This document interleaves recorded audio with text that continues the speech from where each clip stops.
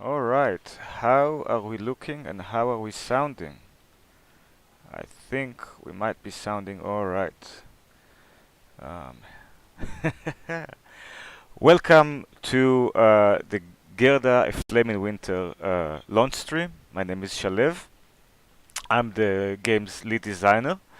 You are here in our studio with a totally natural array of posters on our wall. Definitely not something we set up for this stream. Uh, can you guess which one of those are something that we actually had before? Never mind. And with our team working behind us, making sure you're having a good experience with the new game. And we're so happy to have people here. So this stream is going to be a very chill. It's Friday at the office, and every Friday around this time, as we do in in Denmark, we are having chill Friday beers as the work week has come to an end. So we're inviting you to basically join us on our chill Friday beers. But we will be, streaming. We'll stream the game. We'll talk to people who made the game from different departments here. We're a very small studio, about 15 people in a very cozy studio with a very social atmosphere. So we thought launching the game is an opportunity to bring you into our studio for a moment and show you what we do here. But of course, talking a lot about the game, about the making of it, and how we feel about it. This is not professional. We are not professional streamers. So excuse any faults that we do, and please tell us if like the sound is not working or stuff like that. We'll be monitoring the chat. Hello, Mariam. Thank you for joining. I think there should be music in the background, but maybe it's too weak. Let me see if I can um, turn it up a little bit. Opa. Something like this, maybe. I don't know. Are you hearing music? I'm not sure. Um, but we have prepared a lot of music from the game that our composer Jakob has made for us, and we will see it throughout. So the way I'm going to do this is I am going to basically fire up the game. Uh, oh, no music. Let me see if I can do something about that.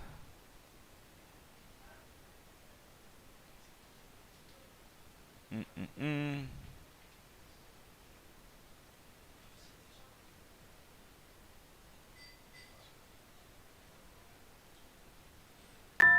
Alright, now you should hear some music. Let's make sure that it's not too loud. Yeah, something like that I think is nice. Um, yep. So I'm gonna be playing the game from the beginning. You may have seen it in other streams, but I don't want to do too many spoilers. But the cool thing about our stream is that every time you come across something that interests you, you can pause and ask about it, and we'll literally can pull somebody from the team to talk about their work around it. That's the unique thing about doing a stream with the devs, right? Be it about the design, then you ask me, or about level design, then we have our level designers here behind us who can talk about it. About the writing, of course, about the art, the music. We have Jakob, the composer, in the next room, and we can basically bring in people to answer questions and talk about what we did. The programmers are behind me. You cannot see them, but they're right here. Hello, and they can talk about the technical aspects of the game, or whatever you want to hear. Um, yeah, and of course we're having Friday beers, so cheers. Let's start this weekend. Chin chin. Boom. Yeah. Yeah, on stream. Yeah, exactly. Yeah, start this weekend. And cheers. Yeah, and we're launching a game. That's awesome.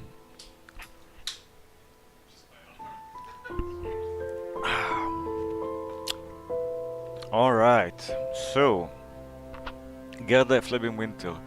I've been staring at this game for 3 years now. Um, no biggie. Right.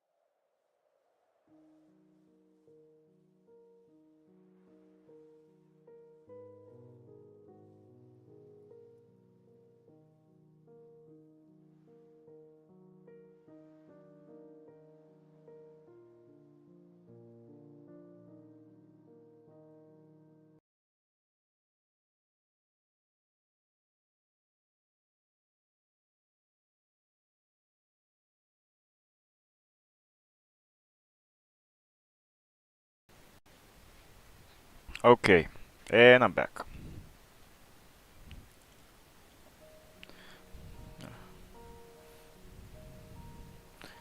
Alright.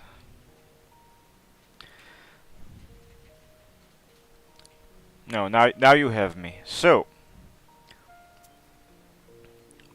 we will just start this game from the very beginning and we will talk about what we're seeing. So,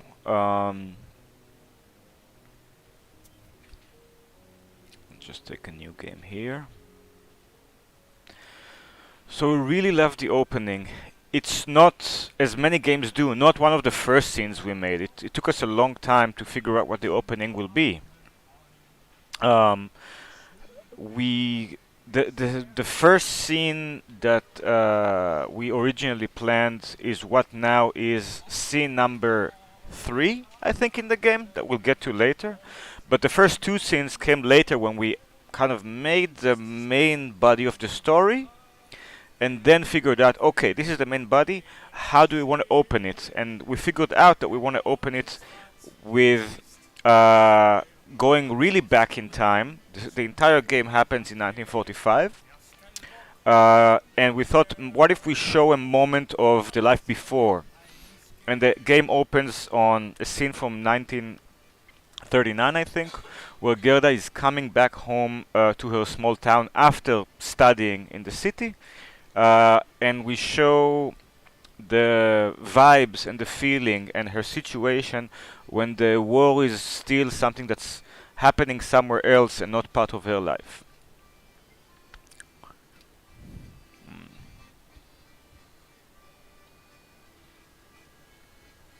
All right.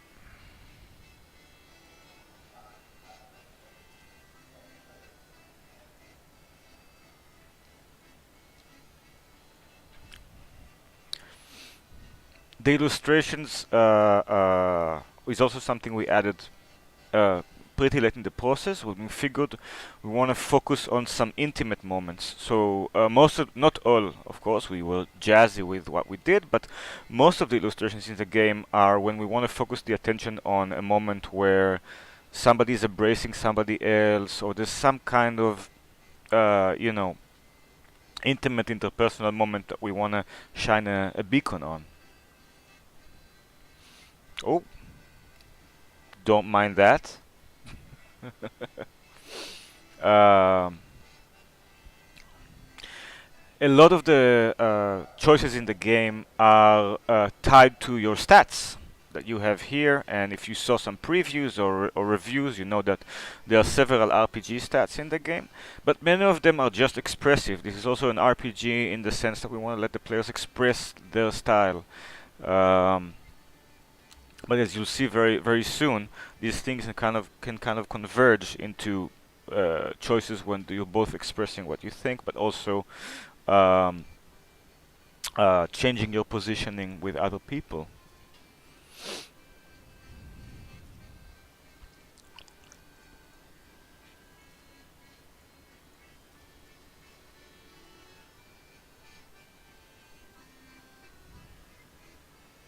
The left.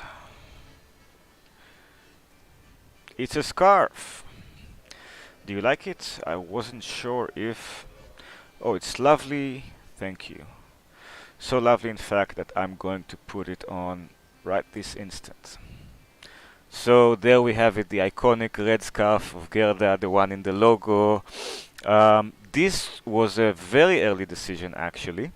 Um, and I don't know if we have the artists here. Maybe later we will talk to them. We wanted Gerda to stand out on the background of snowy landscapes and the darkness of South Jutland. And one of the ways to do it is to give her a splash of color, and of course the color red that symbolizes passion, but also blood, came to mind. It's also the color of a lot of civil civil struggles throughout history. So it made a lot of sense. It was very meaningful, and we had her go with that red scarf throughout the game. And if you have played the entire game, you'll know she has some other outfits that also have a splash of red in them. And it's of course a gift from Anus, her now boyfriend and soon-to-be husband, which makes it very special, especially with the context of what happens later in the game. She looks like a force to be reckoned with.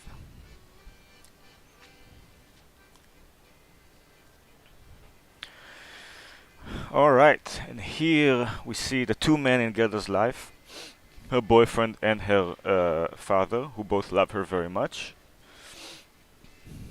Mm.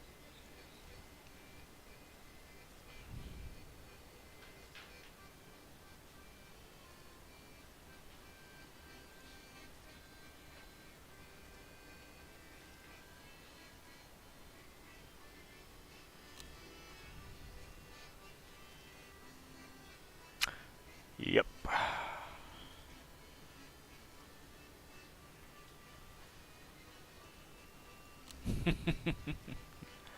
I forgot that the writers put that line there.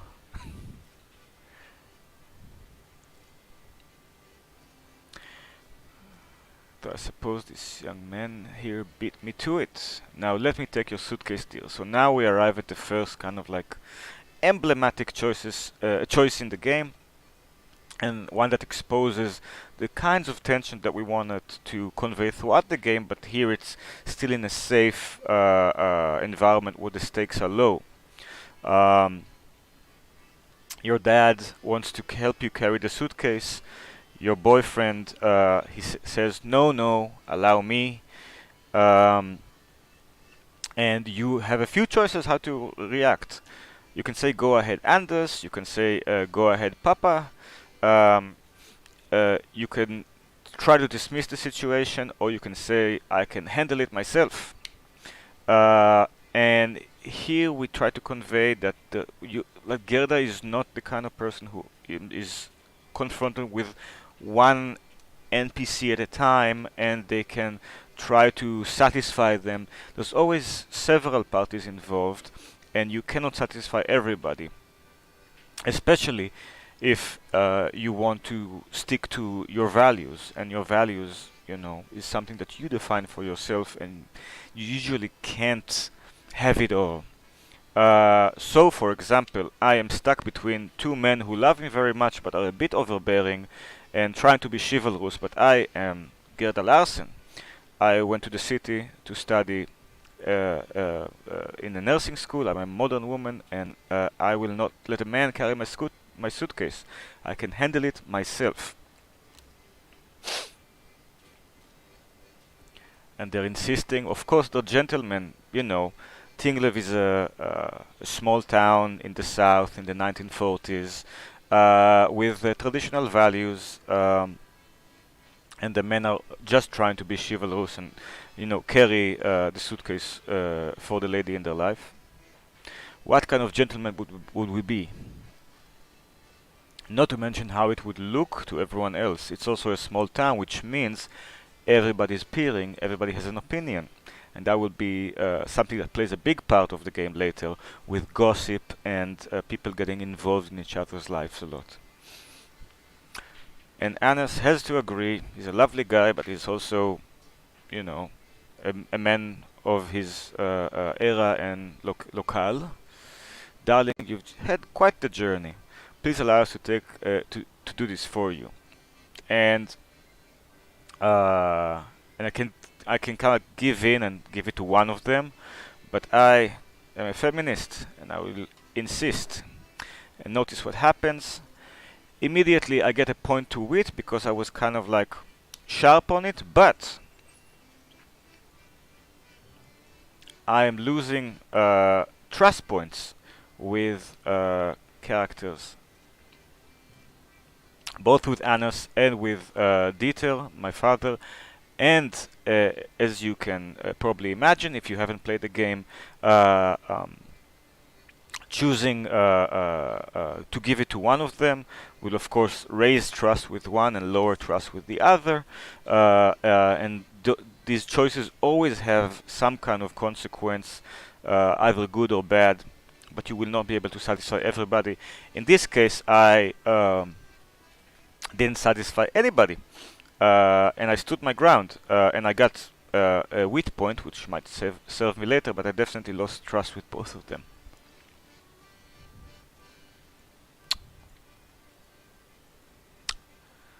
And here I am sending Anas to heat up the car while I talk to my father. I'm going to do a chance roll in the attempt of cheering him up. This is going to be an easy chance roll, and I got it. And I think it gave me another trust point back. But of course, this is the tutorial for the game, so it's quite easy. When you reach the main part of the game, things will not be as easy as here.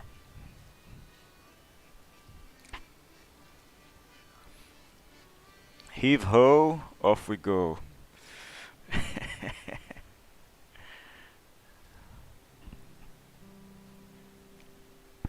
So to whoever has joined us now, welcome to Portaplay Studios. We are the people who made Gerda, A Flame in Winter, and we're very, very excited to be launching the game. We launched yesterday on PC and Nintendo Switch. I think on both platforms we have a launch discount of 10% from now until September 8th. So please go grab the game before the discount is over. Tell your friends. We are here at the Portaplay Studio. My name is Shalev. I'm the lead designer. Behind me, my team is working on the game to make it awesome for you and make sure that you enjoy it. In other rooms, there's the art team. In other rooms, behind me, over there, in front of me, there are the programmers, and we are having an end of week, end of day, Friday beers, very chill, while playing the game and inviting you into our studio a little bit. So I'm just playing the game and talking about some design decisions and artistic decisions around it. And if you have any questions, you can ask, and I can actually pull people in from the studio to answer some questions that people may have, because that's what you can do when you're in the studio. We're a small studio in Copenhagen. About 15 people here in our nice little basement, and we're really, really excited to put the game in your hands. So yeah, welcome to our stream. We are at the beginning of the game, at the first scene. We just arrived in Tinglev, and let's see what our boyfriend Anas has to say. Ready to go. And somebody who works with our father got here. Moin there, Herr Klein. Taking off for the day. So Gerda lives in a small town in Denmark, but on the border with Germany, and it's a region that changed hands many times throughout history. It is now belongs to Denmark, but Germany is of course the war is brewing in Germany. It's 1939. Um, and there are many people in Denmark in those areas that are Germans. Of course, it's the same on the other side of the border. There are many Danes living in that area of Germany that are Danish by nationality and by language even. So this entire area is mixed nationalities, mixed languages. We in the game we indicate it with those small flags that you see next to people's um, portraits, so you know what their creed are. You also know what their first language is. Some of them speak both languages, but some of them speak only one language. And Gerda is exactly the person who is in the middle. She has a German father, who you see here, and a Danish mother, and she speaks both languages, and she sort of walks both worlds, which right now doesn't mean a lot, but will become very meaningful as the game progresses. So we also put clues to, what language people are speaking by using uh, uh, um, words in German, for example. So Moinher was one of them. All right, indeed, I'm celebrating my daughter's return from the big city. She came back from medical school. Ah, that's right. The young lady here is officially a nurse now. And I hear rumors about the wedding bells too. I suppose there was no need for that education after all, eh? Of course, small town in the 1940s, people are quite traditional, and it was actually very interesting to create this game with those attitudes of some people and how we address them. Gerda herself is, of course, a bit more modern and progressive than some of the other people she meets, but she is also a person who is struggling with some values, and that will be a lot of challenge for the players as well throughout the game. But of course now she's being challenged by this old and quite traditional fella. And Anis wants to step in, of course, as a chivalrous as he is, and you know, protect Gerda's honor. But Gerda can speak for herself. She said, "Actually, I'm going to help out at Dr. Lindholm's clinic." I see. How very modern. Herr Klein, will we be seeing you at the party rally this Thursday? Oh wow. Okay, certainly I would not miss it for the world. So apparently some things happened while Gerda was away at nursing school. And he walks off.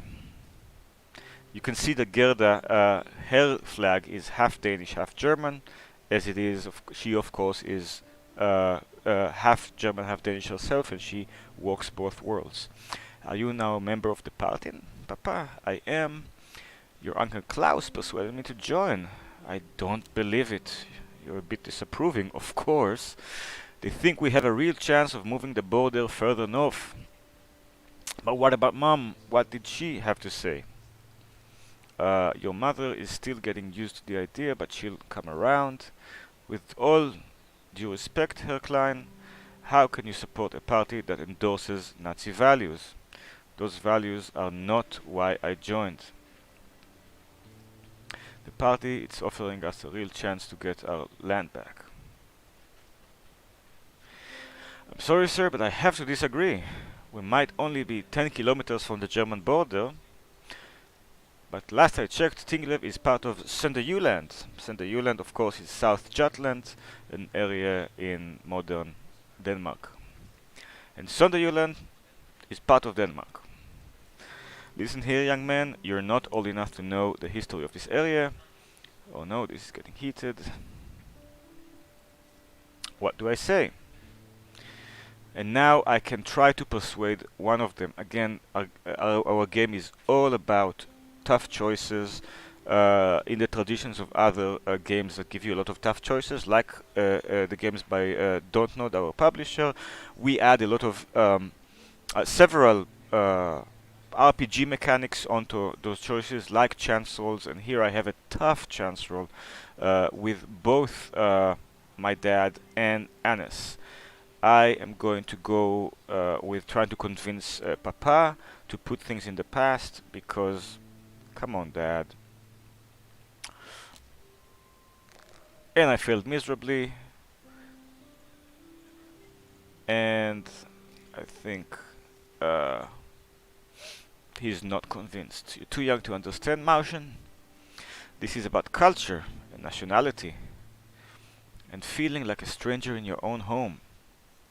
For many, many people, the Nazi occupation of Denmark, for example, was a liberation for people like Dieter, who felt like he was being occupied by the Danes. And again, this area of the world changed hands a lot throughout history. And now comes another mechanic. As you saw, what we lost is relation with the Danes and Germans. So some things that we say in the game may affect our standing with a specific person, and we use that a lot in the game.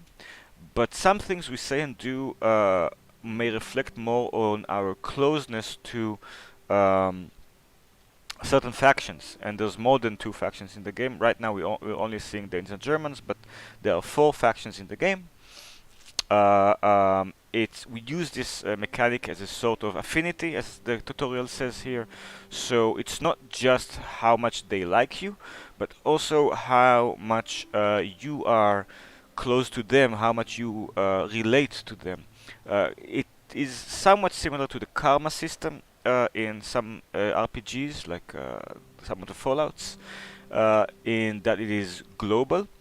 And the reason we did it is because our game is a lot about not being able to kind of keep your hands clean, not being able to remove yourself from the situation, because people under distress, people under occupation, they don't get to remove themselves. And we wanted to go deeper and talk about the psychology of that, and talk about the fact that when you repeat things and when you say things, you don't get to be this detached Machiavellian figure who just lies to everybody. If I chum up with, for example, the occupation forces to get my way, I might get my way, but it will affect me. It will eventually go deeper into my soul. So while other I guess RPG games might allow the player to lie a bit to get where they want and to chum up with who they want,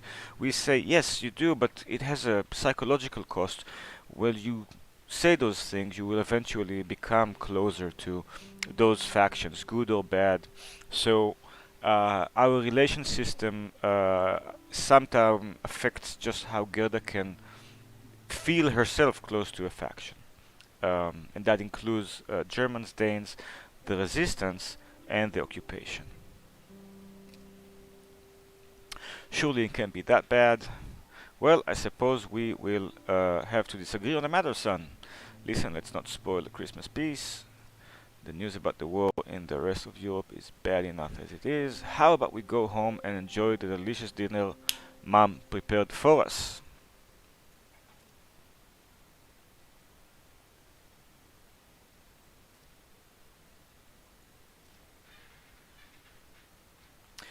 The war is so far away. It's 1939 and the war is away from us. It will never reach us here.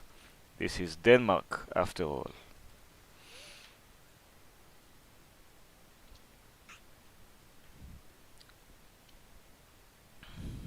Oh, hello, Joshua. Hello, Devrimon.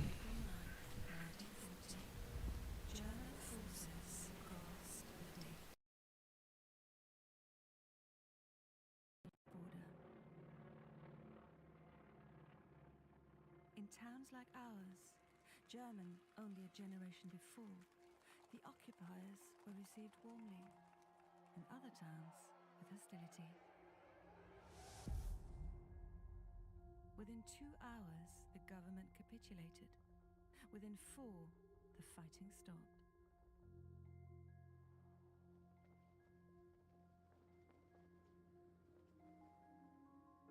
king gave a speech urging calm and cooperation to avoid needless bloodshed.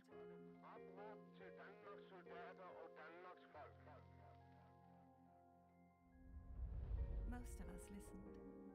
For years, life moved along normally, if a bit uncertain, and some of us delayed our lives, waiting for the war to end. Only a few upstarts, mostly communists and young students, made trouble for the Germans, with limited public support.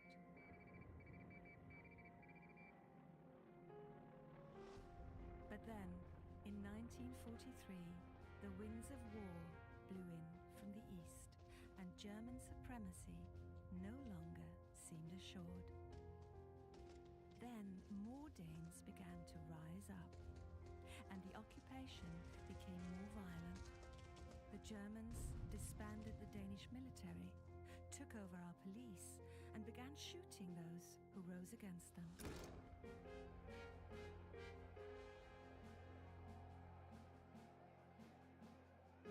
But neither side had clean hands. The resistance executed informants, snitchers, and collaborators. Danes fought against Danes.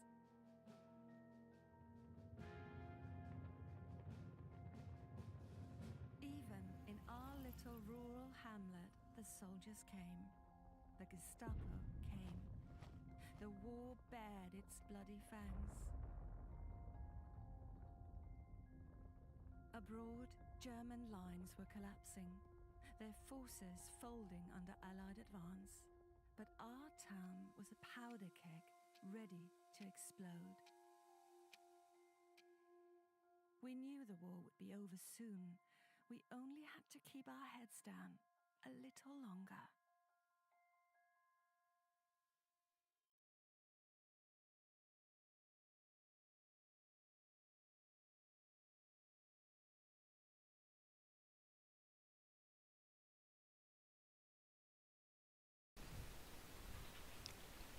All right.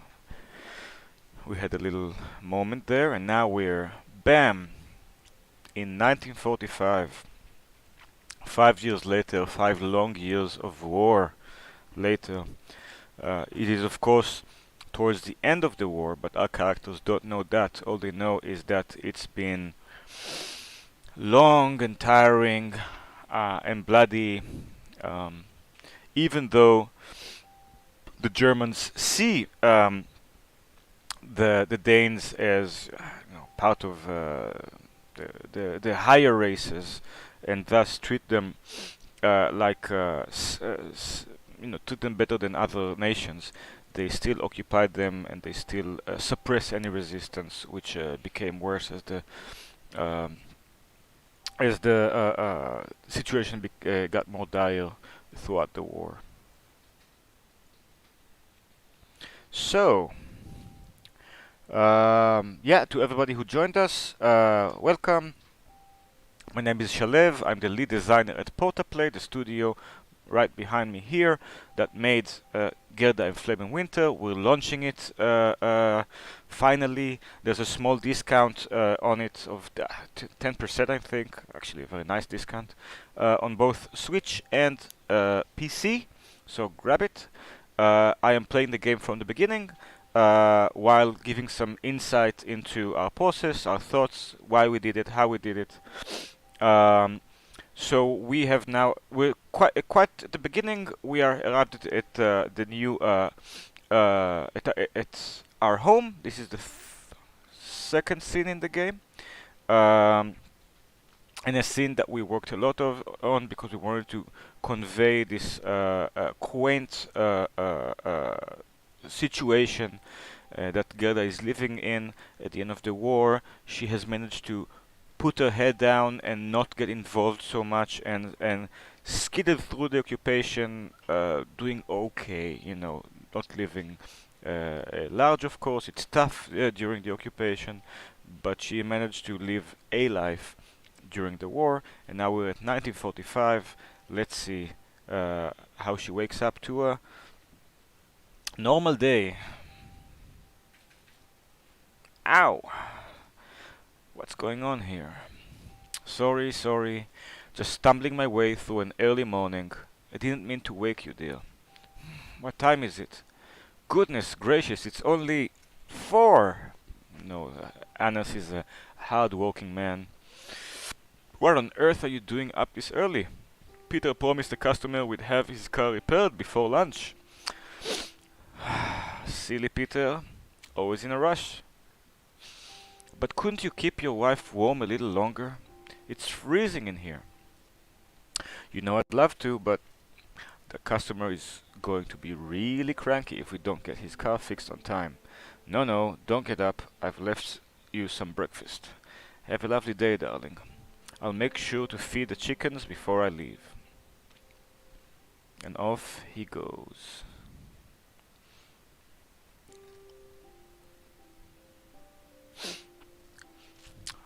I'll never get back to sleep, so might as well get up and see about that breakfast. Right. So let's look at the letter from Mom. Mom's been sending me letters every week since she moved to Copenhagen. I can't stop myself from wondering, would she have moved if Papa hadn't joined the party? So of course we have a Danish mother and a German father, which was okay before the war, but with the occupation and Dad joining the Nazi party, she couldn't take it anymore, and she has left him.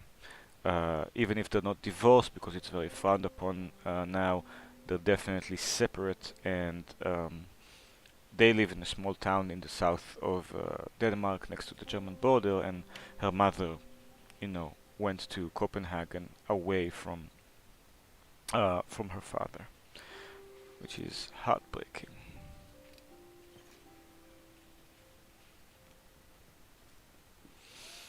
Let's tidy the house and make something to eat.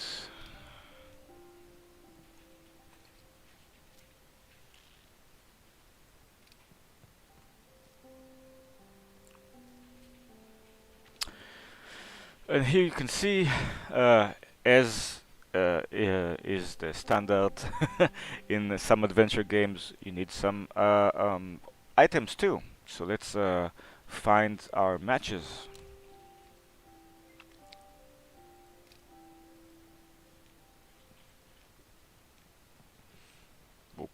There they are.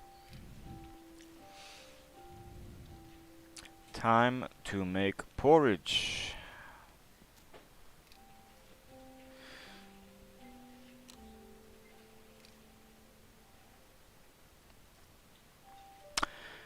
We have a bit of sugar, which is not something to ignore in terms of war. Do I add it now or do I add it at the end? Well, you might know it, you might not, but the way you make it in Denmark is you add it at the end. It's the proper way. Right. And Gerda is a character that you get to fashion yourself throughout the game. It's an RPG and you get to make some choices for her, but she's not a complete blank slate. We made the type of adventure RPG where the character does come with some traits that we thought was interesting to explore. And one of the things that define Gerda is that she is a bit of a perfectionist. She tries to tidy up everything, have everything be clean, and also please everybody. We thought that is an interesting sentiment to explore, both for RPG fans like myself, who are always trying to check all the checkboxes when you play a video game, do all the quests, be good with everybody. When I played, for example, Fallout 4, and you have several factions, and I try to keep myself in peace with all the factions until I get to the very last moment when I have to make a decision. Open every box and every container to find all the loot. And Gerda is like that, and this game will of course challenge her, because this game is and that's how we challenge ourselves and our dispositions, because Gerda will not be able to do anything, because that's what happens in times of crisis.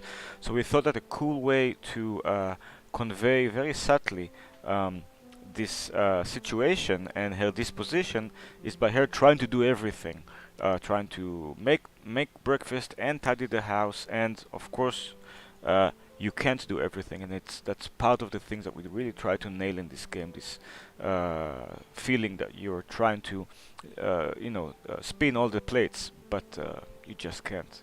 So let's try to tidy the house, and we'll start with Anna's drawings.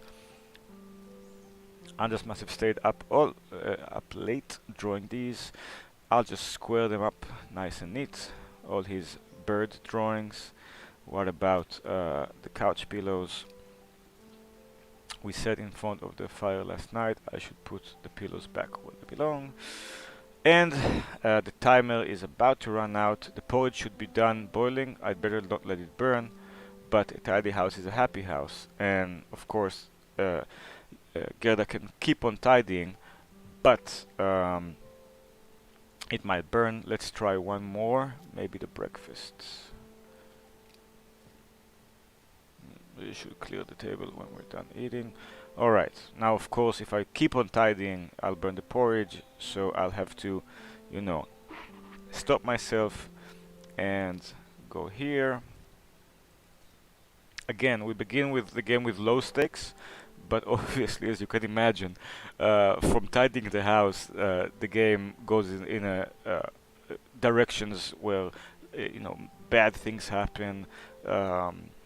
There's lots of stress, lives are on the line, and you have to make tough choices, but we start you off very, very slowly. Alright. Anders forgot his coat, and he must be freezing, and we love him, so let's go. Hello, XOXOCell. Thank you so much. we're so thankful that you like our concept, and I hope you enjoy the full game itself. We really tried to make something special for players of adventure games, RPGs, and narrative story games. Yeah, it's porridge time. All right. Let's check the code. Oh, what's this? There's something in the inner pocket. It's a ration stamp. Of course, in times of war, rations are used to give out the very few resources that people had. So ration stamps were a big deal. Alright. And I should get Anders' coat. But before that, I'll go here, because I'm the game designer and I know about this thing, and I'll grab my journal. So, the journal is a big element in the UI. You don't have to consult it. You can spend your entire game not even touching it, but it gives you a lot of context that you might want. From Gerda's stats, right? The items she has, her relations, her mental energies, which is sort of these abilities that she can upgrade and use throughout the game. A directory about people she meets. Right now it's quite empty, but by the end of the game you will be filling all of this with people you meet and what you know about them, secrets you may have found out, and your standing with them. Gerda's diary, and some clues and facts that you unlocked. Because I play this game a lot, so I unlocked a ton of facts in this compendium. But when you play the game, you'll obviously be unlocking things more gradually. All right, so.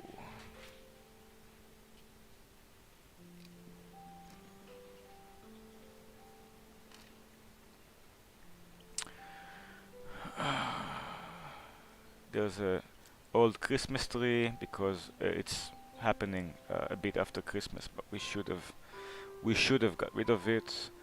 The water pump is frozen, but I care about my boy Anus. Oh, you didn't need to get up.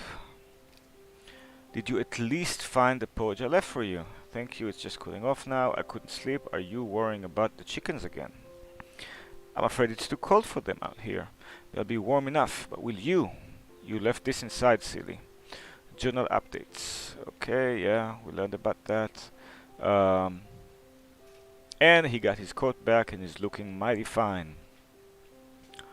Listen, Gerda, he had something to say to Gerda, but he might not get the chance to say it because the boys are here.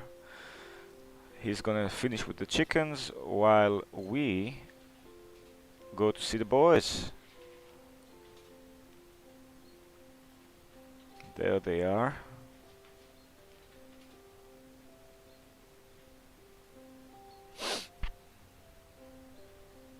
Oop. Good morning, boys. Why the full detail? Morning, Gerda. Tobin is giving us a lift today. Those damn Germans suspended my license. Same old crap about fuel shortages. It's ridiculous. Don't forget, Gerda is half German, Peter. Well, I didn't mean like that. Alright.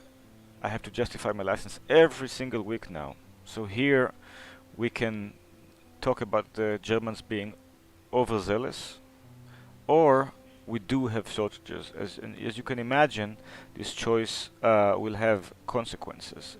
Some adventure games put you through events that are linear until they branch. In our game, of course, we have that. We also have a lot of smaller choices that change your stats, either your trust with people, or your standing with different factions, or your abilities. And that's a way to convey the feeling, which I think is very interesting, that people under those tense conditions, even if they're just going about their day, always have to strategize a bit, always have to consider their actions a bit more than people who are in a safe situation.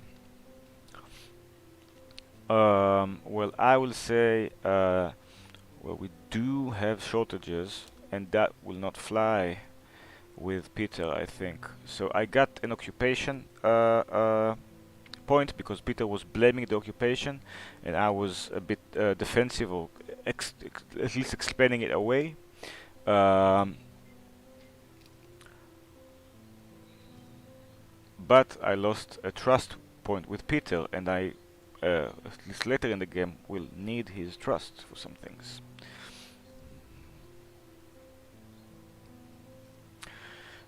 I need a smoke, he says. Peter, lend me a light. Since I'm driving you around. What happened to your sense of Danish generosity? Peter says, who is of course a very loyal Dane. Can't afford to be generous, give me a light. I'm gonna run out of matches. A lot of things were in short supply back then. So I could offer a light for my matches, but I also have a limited supply. I could do a chance roll and try to convince Peter to give him a light, but if I fail it, I might, upset him. Or I could tell Tobin to lay off, but I'll be cute and I'll give him a light.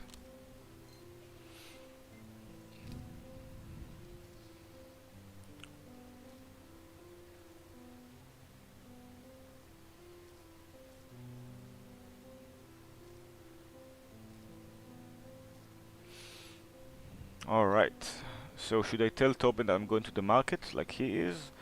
Or should I ask him stuff? I'll ask him stuff. Slim pickings in the market. You fellas get in the car, I'd like to say goodbye to my wife.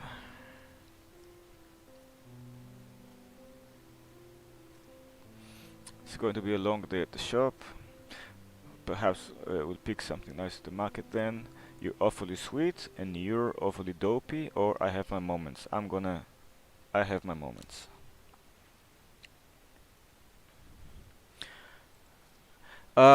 Joshua is asking how long is the game. The game is going to take you anywhere between 6 and 8 hours. I think you can even finish it faster, in 5.5.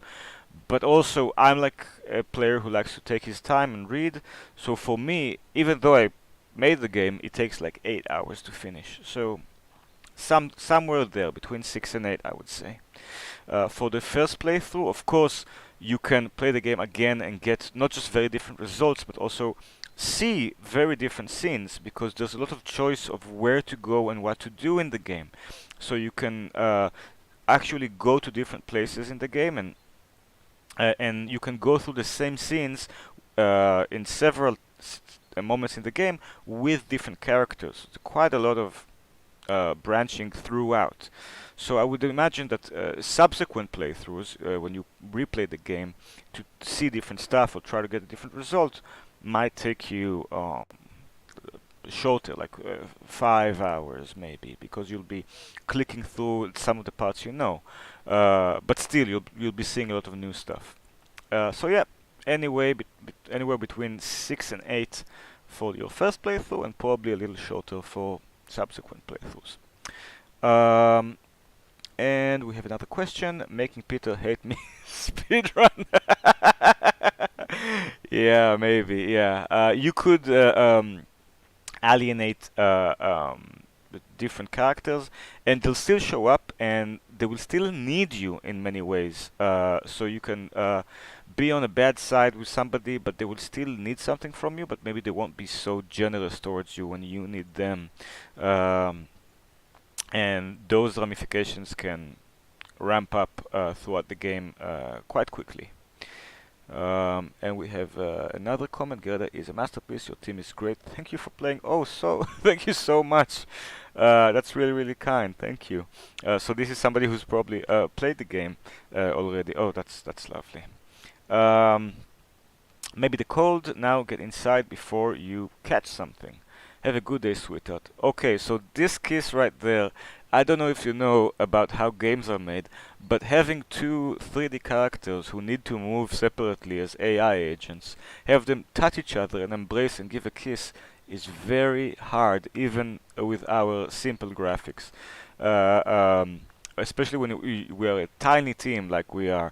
So getting this kiss to work demanded a lot of work from our character artist and animator, and from one of our level designers to just make it fit. I think that's Sebastian right here. He can't hear me because he has his headphones on, right? But Sebastian was the one who helped set up that angle with the kiss. I think so. So this kiss took a while for both Camila, our artist, and for Sebastian just to set up. But we wanted this very sweet moment with Anis, which and we needed a good kiss. We had the illustration kiss at the beginning of the game, and now we had the 3D one.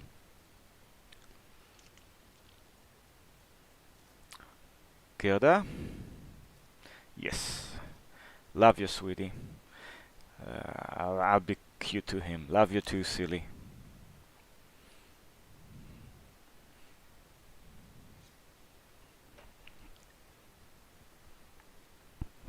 Alright, so welcome to the stream to whoever who joined us. My name is Shalev, I'm the lead designer. Well, I'll let her speak.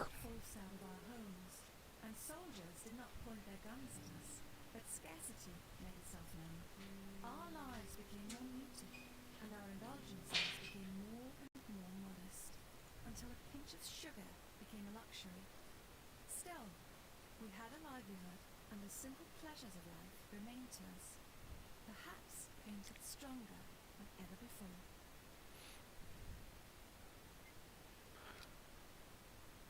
Alright, so before I continue, I'll just introduce what's going on to people who just joined us.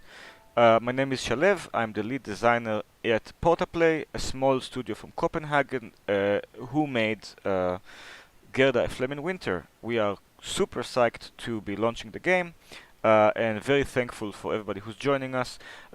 It is Friday afternoon here in Copenhagen. We're having the end of the week Friday beers, so a chill experience as we slowly wind down work, and we are inviting you to join us for Friday beers today to mark the release of the game. I am playing the game and talking about some of the design decisions and behind the scenes things that we did. And the cool thing is, because we're here at the studio and everybody's here, you are invited to ask questions in the chat, and anything you'd like to know about how the game was made from a technical perspective, about the art, the writing, um, the design and the systems, and for everything you want to ask, we have somebody here who can answer you, because they're all here. So I can grab people who made the game, who are making the game, as you see right behind you, and we can talk about what they did. So please feel free to ask questions in the chat. I'm monitoring it, and whatever you want to know, I'll try to find somebody in the studio who can answer. Yeah, so we are at the first interactive diary entry, where Gerda gets to basically reflect on what she just experienced. And in this case, she's thinking about her life in Denmark because it's just the beginning of the game, under occupation. So I will choose the thing I think is the correct reflection. Not correct. It's all expressive. It's all what you want it to be. I knew the war had been harder for those abroad, but it was difficult to feel uh, the impact on the comfort of a cozy hearth. I could not bring myself to care about the wider war. I only wanted to keep my head down until it was over. That was the safest path. Oh, the Nazis had arrived under the guise of friendship, but it didn't take a genius to see how fragile that mask was. I would go for the first one. I knew the war had been harder on those abroad, but it was difficult to feel the impact from the comfort of a cozy hearth. So, XOXOCell is asking what was the voice casting process like. It was quite simple, because we had a really good, voice director, who is a prominent figure here in the Danish game industry, and also has a background in theater. And we have our own in-house sound designer and composer, Jakob, who made all the music and sounds in the game. So between our director, our voice director, and our sound designer, we had a lot of knowledge here, and it's very lucky for a small studio like ours to have our own composer. It's not that not all studios our size can have that. And between the three of them, there was a lot of knowledge on what we're looking for. We, of course, when we narrowed the list to, I think, three really good actresses that we couldn't decide between, we kind of opened it to the team, and we listened to them together, and eventually we landed on Freya Miller, which we think is a fantastic Danish actress and voice actress. You can check her out on online on IMDb or other social medias. Freya, not just because the color of her voice, but because she really from the very beginning nailed the emotion. She could convey this frailty, but still with passion that we really enjoyed. And there was some dimension that I think we couldn't express in words, but when we heard her sample, we were like, she gets it, she gets it. And it was also fantastic in the recording booth. I was only there for some of the time because it was mostly the game director Hans and our voice director Thomas. But I got to be there for about an hour just to see how they're working on the recording in the studio, and it was fantastic. So thank you for asking about that, XOXOCell. All right, I got a compassion point, I think, and it's time to move on to the next scene. This map that you see here has gone through a lot of iterations. This is also when we save the game. One of the cool things is that even though you can see it's 3D and very painterly, this is actually based on an accurate map of the region.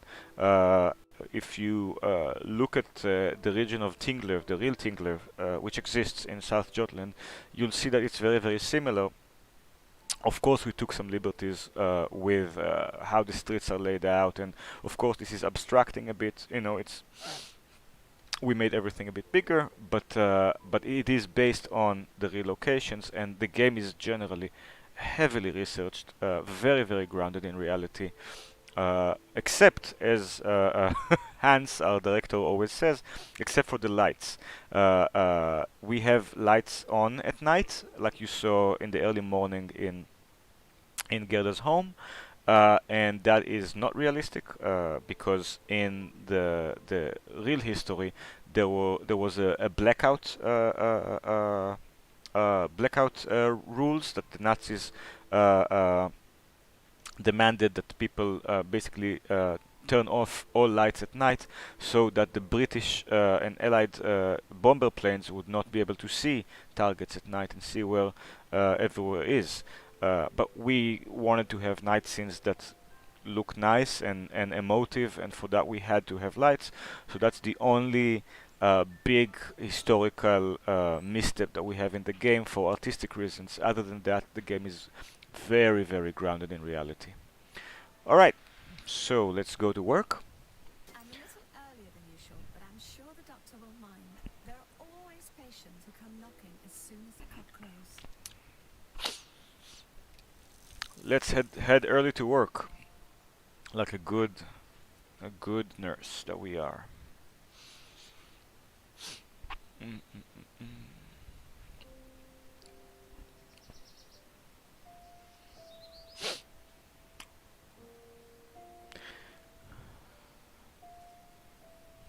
Let's see if the good doctor has opened up the clinic yet. Alright, so this is the third scene in the game, and it would be much bigger than the previous scenes. But not much bigger than some of the biggest scenes in the game. Um, Somewhere in the middle. But this was the first big scene that we made early on in production. It went through a lot of iterations, and I think when you count the man hours that we put on every scene in the game, this may take the cake. This may be the scene we worked on the most. Not because it's the most complicated, but it was the most complicated and biggest in the early parts of the production, and it went through. You cannot believe the amount of bugs that we had to solve with this thing. Oh, hello. You wanna come say hi to the chat? This is Caroline. Hello. Caroline was the art director on Gerda Flame Winter. I'm streaming now, and she came over for Friday beers because we're celebrating the launch of the game. No, Yeah. that was yesterday. But today is Friday. Yeah, but I have a housewarming. One of my best friends bought a house. All right. So we're gonna go see the new house. She came over just to say hi. Now he doesn't care about me anymore. Yeah, I'm with the people. I'm with the audience. Nice. Yeah. Have fun, everyone. All right. So yeah, I think in terms of how long it took us to develop everything, I'll say you said hello, XOXL. Joshua is asking a question. How did you guys handle the level loading, and were there any massive problems in the beginning? Oh, we have a question for programmers. Um, Anthony, could you grab Magnus? We have technical questions from the audience. So while Magnus is coming, I'll start walking. Let's check out my bike.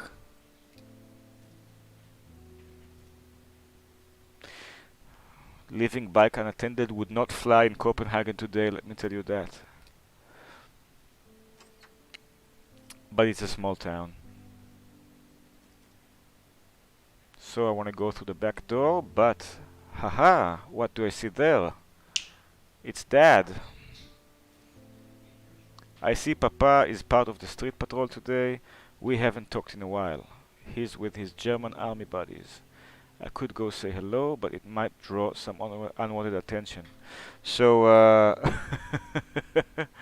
so Joshua, our lead programmer will pop over soon to answer your questions. Yeah, as I said, that's the fun thing about streaming from the studio. You can have all the people involved in the game come over and say hi and answer questions.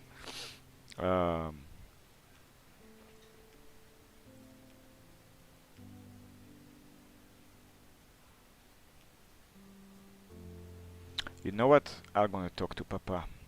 I wanna see what happens there. It's actually a scene that I really love. It's a very small vignette, but as you'll see, quite interesting. Good morning, Papa. Oh, good morning, Martian. You sure are up and about early in the day. You remember Private Mayer and Corporal Betzner, right? The two soldiers gaze expectantly at me. Um, Greet them warmly, greet them politely, or make up excuses and leave. Before I continue, I have Magnus here. Magnus, we have a question from the audience about technical stuff, which is very cool. So I'm going to give you the microphone. Joshua Lay is asking, how did you guys handle the level loading, and were there any massive problems in the beginning? Oh, alright. Don the headset then. Level loading. So all our levels are packaged as addressable bundles if you use Unity, which essentially means that initially we just built the levels into the game, but that caused problems with some of the distribution services because we couldn't manage our patch sizing. Lots of technical details, not super important. Anyways, we tried using the new addressable system that Unity has made, and it meant that we had to change a lot of the ways the levels load, which made it a little more complicated because normally you could query it, you could tell it to load a level and it would just sort of pause everything and load it. And with the addressable system, it's supposed to be a bit more fluid, where you load things in the background. So taking all of these waiting delays into account is a bit of a headache initially. But once it's up running, it was really kind of neat, and it took care of, like, the entire addressable system took care of a lot of the patch issues that we were going to run into with the Switch, for example. I think now we have really good load times. Yeah, it definitely improved the load times because Unity natively doesn't really package things in a super smart way. So with addressables, we can sort of pack the assets ourselves and choose where they go and choose when to load them and when to unload them. That made it a lot easier.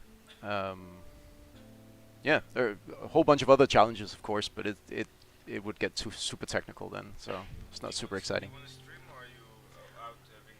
What are you doing there? What we're doing? Just having beers, playing board games, just chilling, watching you, reading the chat. Oh, am I on the big screen? Yeah. Oh, that's nice. Yeah, you are. Okay. But I can keep you company for a bit. No, you don't have to. But You want a microphone? So no, I was just begging for somebody to just join me on the chat.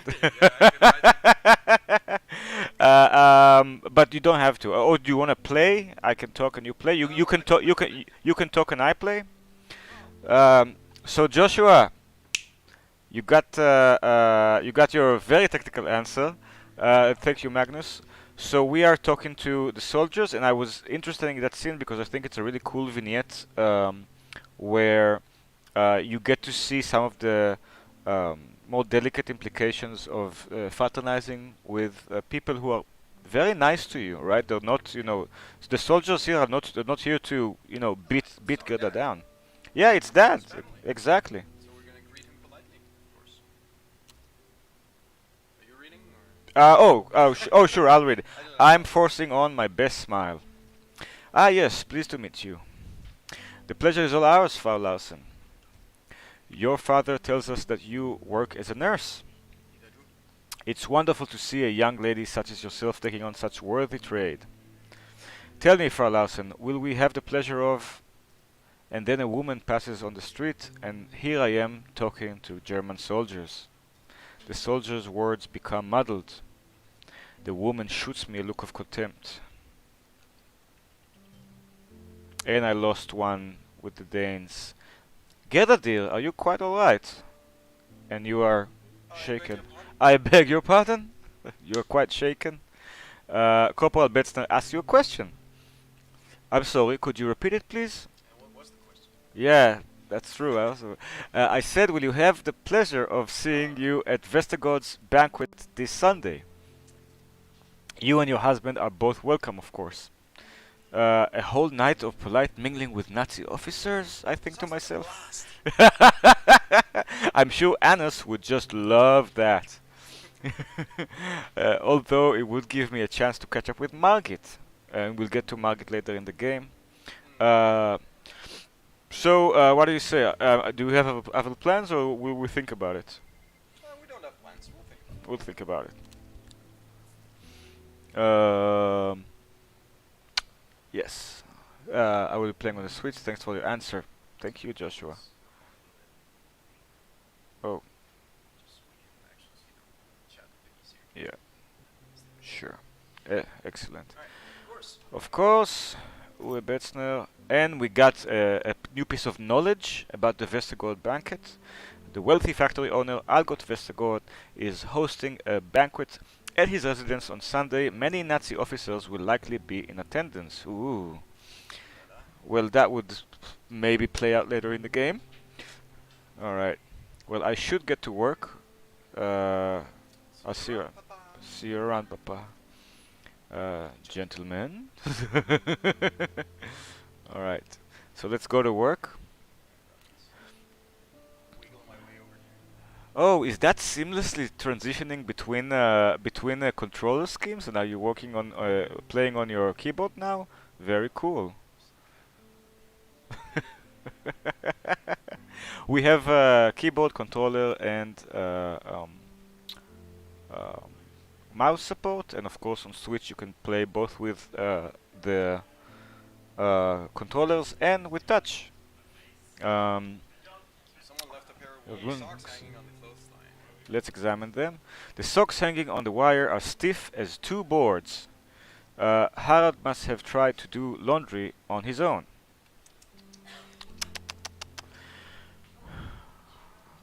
All right.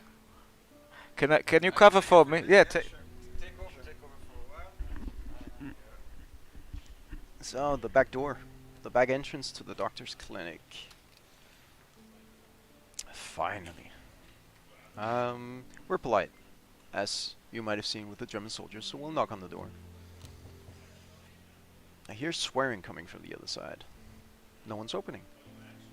Might as well try the handle. Oh, it's open.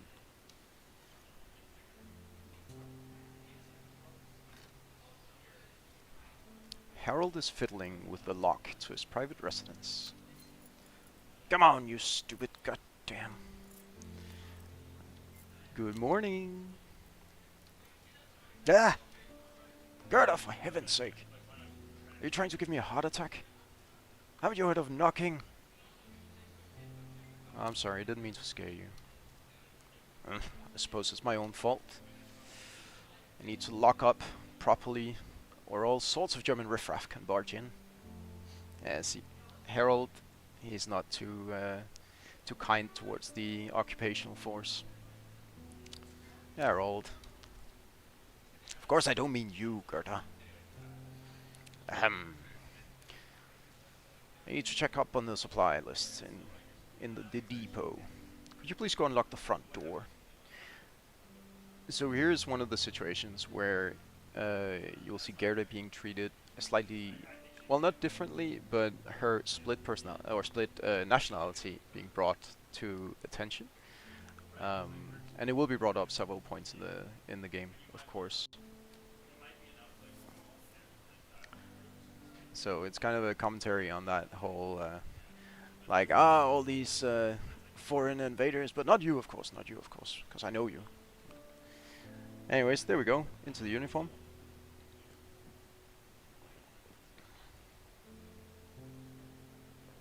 Oh, what is Harold doing? Harold, he's marking down the current stock on his clipboard. Yes. Let's see. You seem a bit grumpy today. How's the supply looking? Nothing. I'll go get that door. How's the supply? Oh, not too bad, all things considered, though we are running low on morphine. But, as you can see, I'm quite busy. Could you please go open the clinic? The front door is still locked. Alright. Go get the door.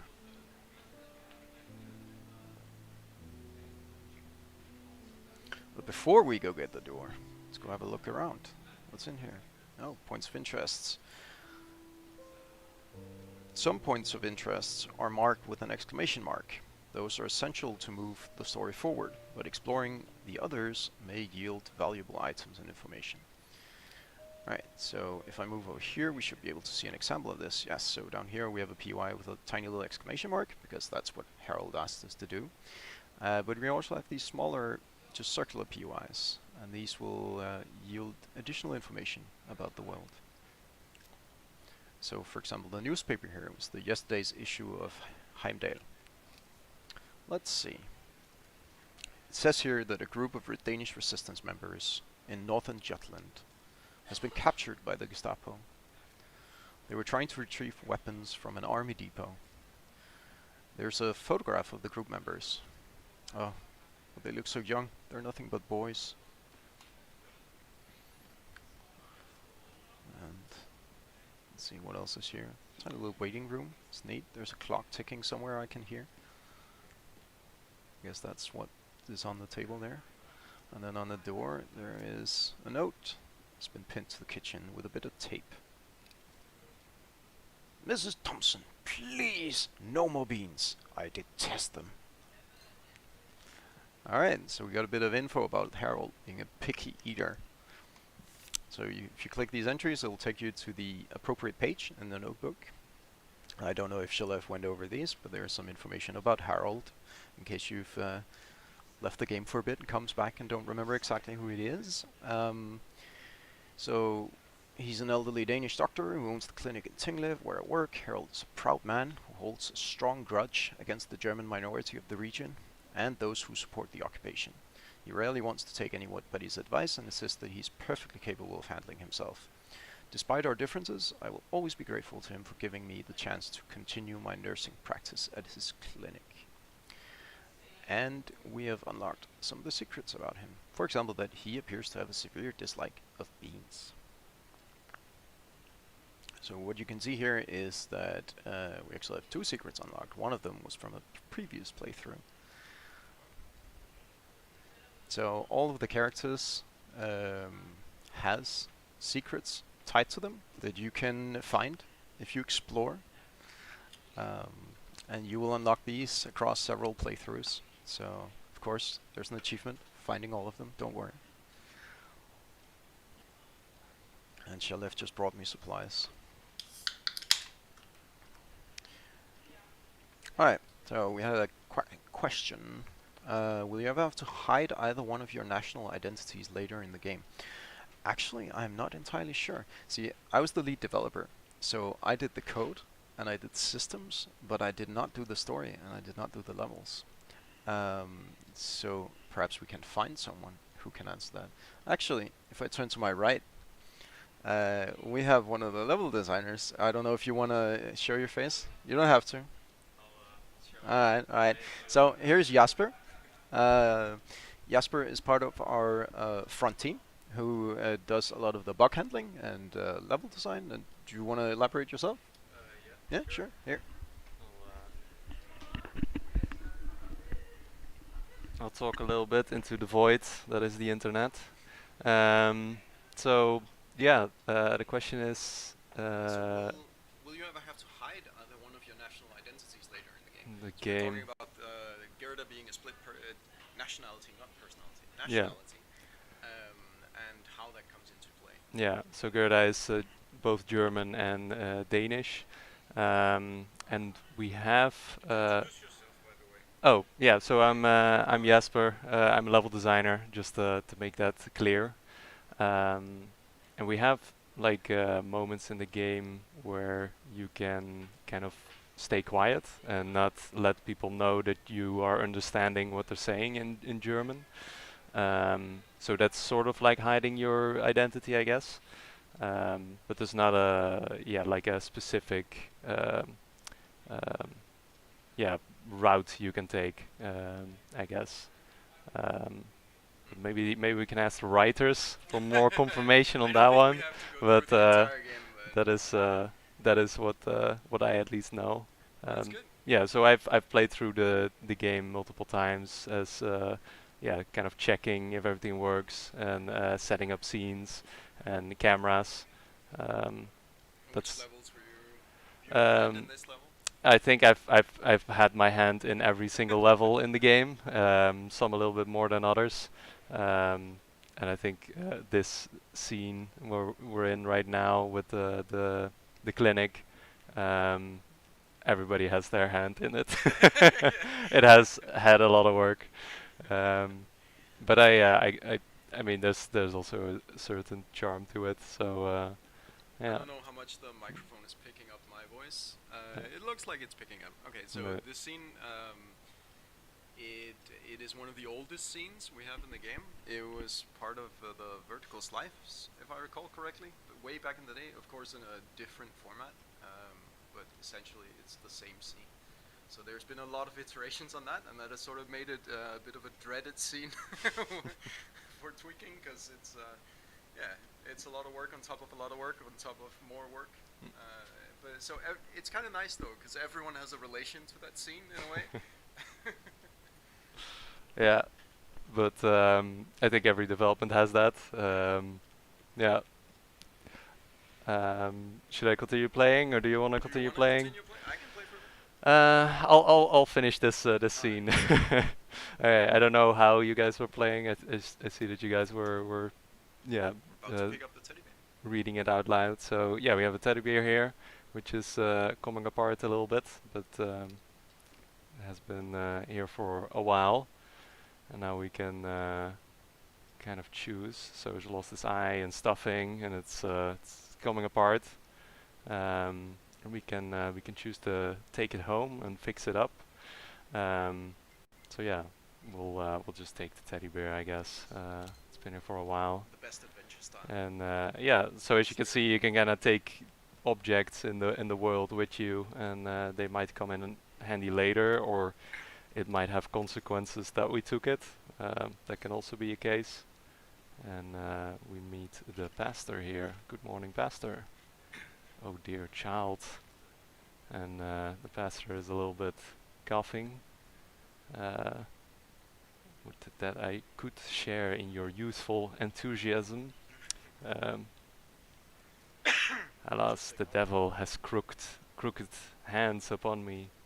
I've been stricken with a terrible, most woeful illness. Sniff. I fear that my time on this earthly plane is coming to an end. Our dear pastor has always had a flair for the dramatic. I do not, though. Sorry for for that. So here we kind of explain the mental energies, wit, insight, and compassion, which you get when you make a choice at the end of the scene for what your reflection is on it. And here we have the first instance where we can spend it. So we have a couple of options, but the one that's kind of different here is that we can feel his temperature, and we can use compassion for that. So let's see how sick he really is. May I? Oh, you're too kind, a true Florence Nightingale. You don't seem too warm. We better get you inside anyway. The doctor will be with you in just a minute. So yeah, and we got some trust with Jacob. Ah, Jacob, what ailment are we treating this time? My throat. It's that's that's a very big cough from Jacob. Good Lord, man, you've certainly made your point. Let's have a proper look at you. Follow me. And then I guess we'll follow them into the clinic. Some nice music playing now in the background. The doctor is examining the pastor. Say ah, as you do at the doctor. Now we can choose to kind of help them, or we can stick around for the conversation. I think we'll just offer to help, and you guys can discover what happens if you don't. So we, I think we'll go and search for these cough drops that are required. So we have another question. Oh, If you wanna read it. what is the question? What was the biggest technical hurdle with Girder, Flame in Winter, and what was aspect of development that intimidated you but turned out to be relatively straightforward? This is a very technical thing, so I'll let Magnus.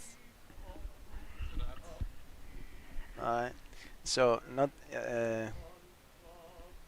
in danger of repeating myself, the addressable bundles for loading the scenes were very intimidating initially because it's the first game that we've where we've tried using the addressable bundles.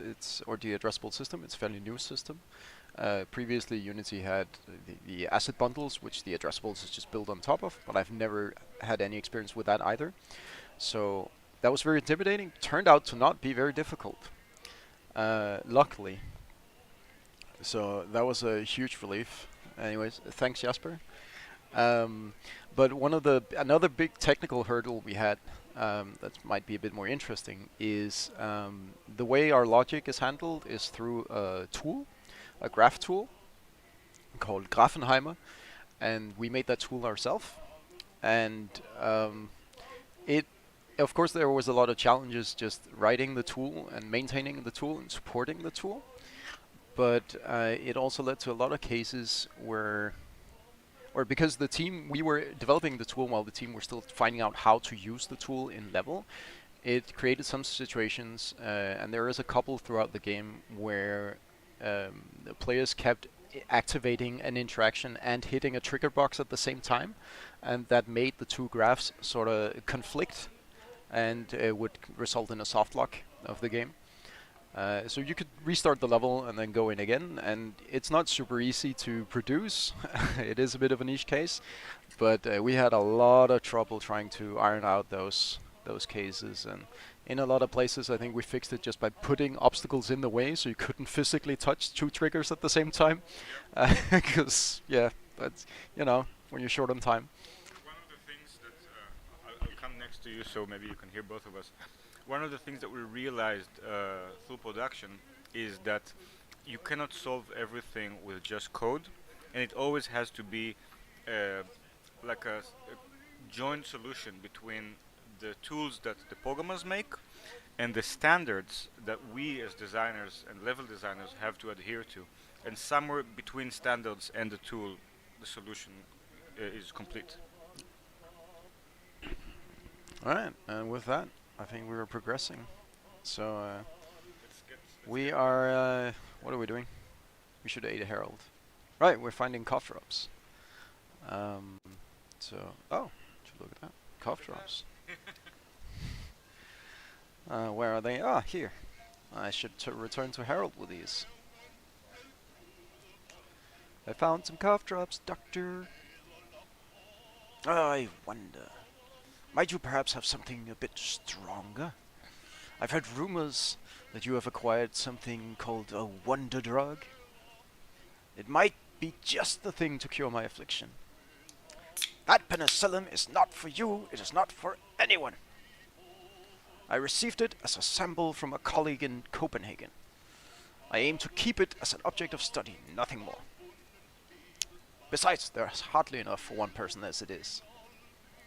But what if my cough is... I said no, and that's final. Now quit pestering me about it. So, as you can probably tell, Jacob... Oh, what happens here? Doctor, Herr Doctor! Oh, that should be you, actually. That's true. For the very early build of the game, we tried voicing ourselves, some of the characters, and I was Heinrich. Slightly pitched up. Doctor, Herr Doctor! Oh, for God's sake. First the Germans invade our country, and now tiny Nazis are invading my clinic. A single boy isn't much of an invasion. Well, if you're not invading, what are you doing in my clinic this early? Is the Hitler Youth not keeping you busy? Did they kick you out for being slow in the head or something? Hey, you can't talk to me like that! Don't you know who my father is? Oh, damn. Come to think of it, the boy does look familiar. I've seen him with the new chief Gestapo officer. You're Felix Stahl's son, right? Jacob lets out an audible gasp. I knew it! The boy puffs up proud. Yeah. That's right. Bet you regret treating me with such disrespect now.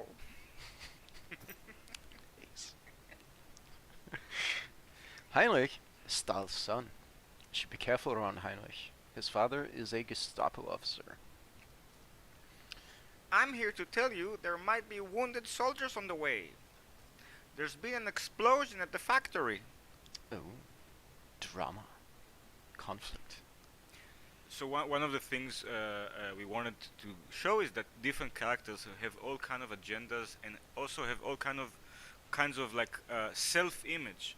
And Heinrich, the little Hitlerjugend and the son of the Gestapo officer Stahl, is definitely living in a fantasy that he's also serving his country, and he's some kind of a sleuth, right?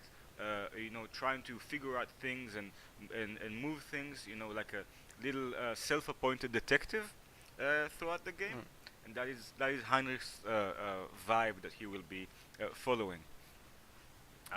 So there's been an explosion at the factory, and Did you see anyone hurt? Well, I guess you did, because there are soldiers coming, so let's ask when. just now I saw the smoke myself. I hope it was a big explosion. What did you say, old man? No need to get upset, boy. My words exactly. Calm down or get out. There's a car approaching. It's them. Gerda, could you please follow him and see what all the fuss is about? Alright. Let's go have a look.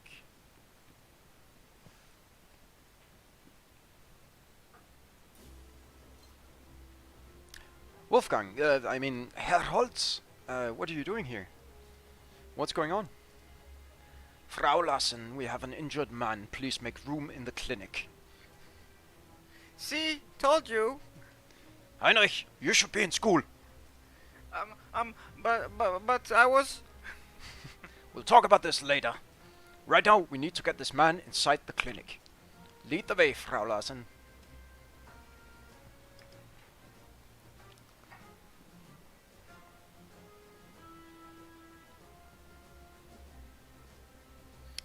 Now see here. This is a private clinic, not a field hospital.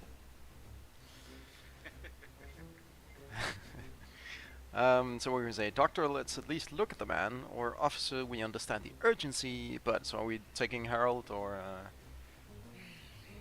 I think this run is more of a resistance run. Alright, I feel. alright, Yeah. alright. So Officer, we understand the urgency, but we can't have half a German platoon showing up without notice. With all respect, Frau Lassen, we are not giving orders here. This is an emergency. Please, you must treat him immediately, Herr Doctor. So one thing you'll notice here is probably something you haven't seen too much of until this point is a lot of the words is in italic or italicized.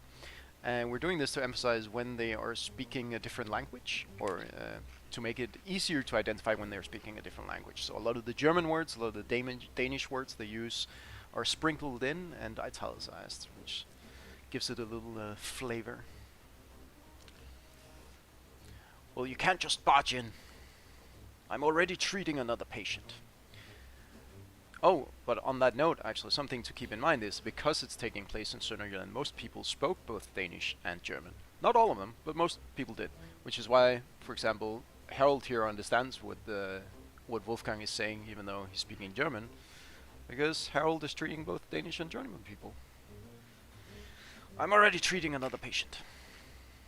The mighty German army has its own medical facilities. Go there. Now, why didn't we think of that? There must be something about this tiny, poorly equipped clinic that just drew us in. Please, Reinhard, I don't need your help. Doctor, it'll take too long to reach our own hospital in this weather. We need medical assistance at once. Please, please, make it stop. I mean, we can be compassionate. We can be. alright. Doctor, this man needs our help. And we pay the price. Yeah, we pay the price with some reduced. What did we end up calling this? These are the Relationship. relations. Relations, yeah. Yeah. Doctor, this man needs our help. You swore an oath. He sends me a flaming look. Then shame flickers in his eyes and he shakes his head. Your heart is in the right place, Gerda. All right. But some in town won't like it. Thank you. I won't forget this. Poor burn victim. He doesn't even have a name. God damn it. Let's just get this over with before the poor bastard dies on us. What about the pastor? Tell him to come back later. Oh. I like Jacob though. I like his, especially his line. we all like Jacob. The old pastor's fumbling Yeah. with the buttons on his coat. What's all the commotion? What's all the commotion about? Are those German soldiers out there? One of them got injured in that explosion the boy mentioned, and we have to treat him. Understood. I shall take my leave then. I will pray for the Almighty to mend my poor voice before Sunday, but nothing about the soldier.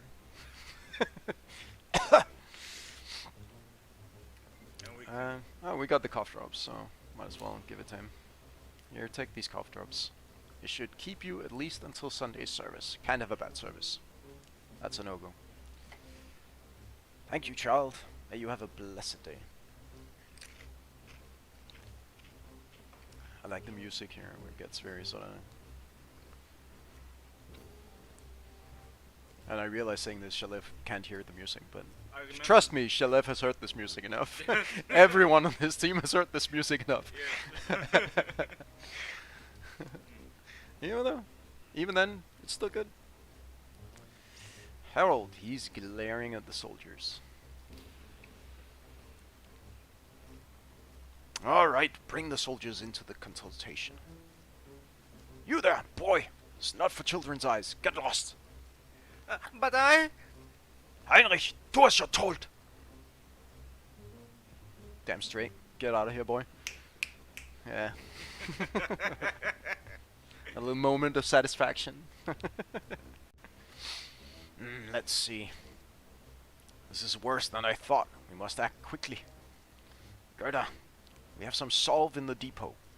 Oh, and bandages. I think we have some in the cabinet over there. Should we use some compassion? This poor guy. How much do we have? One. Let's give some Let the compassion reign. Get it later, yeah. You should get some painkillers too. The poor man is suffering. Thank you, Frau Lassen. You are a kind-hearted woman. I'll go search for the supplies. Alright, so we have another timer. Okay, so there's a medicine cabinet. Probably has some supplies. It's Harold. What is Harold doing? Do you know where I can find the salve? Should have some in the depot. Alright. Let's go to the depot then. There we go.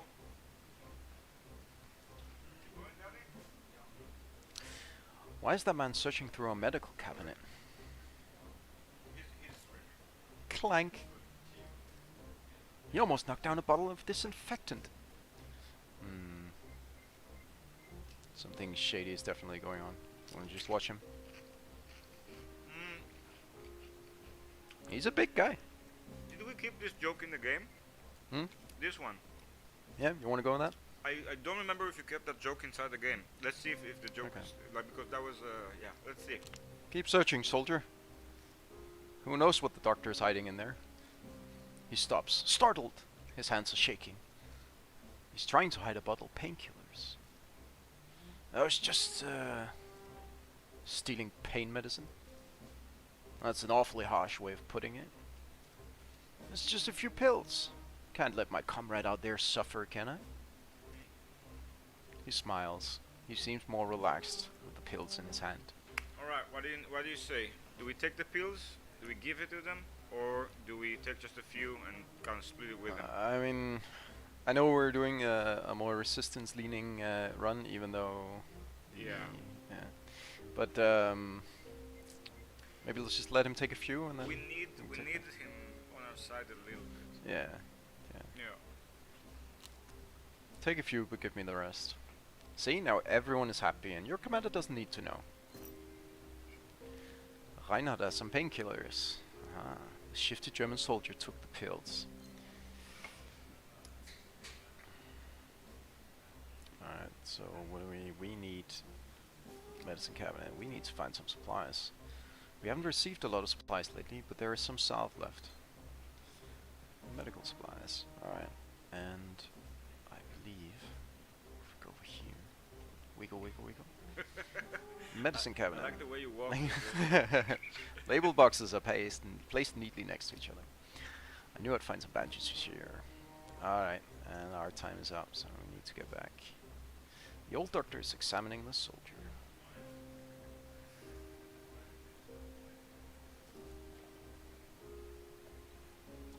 Do you have everything, Gerda?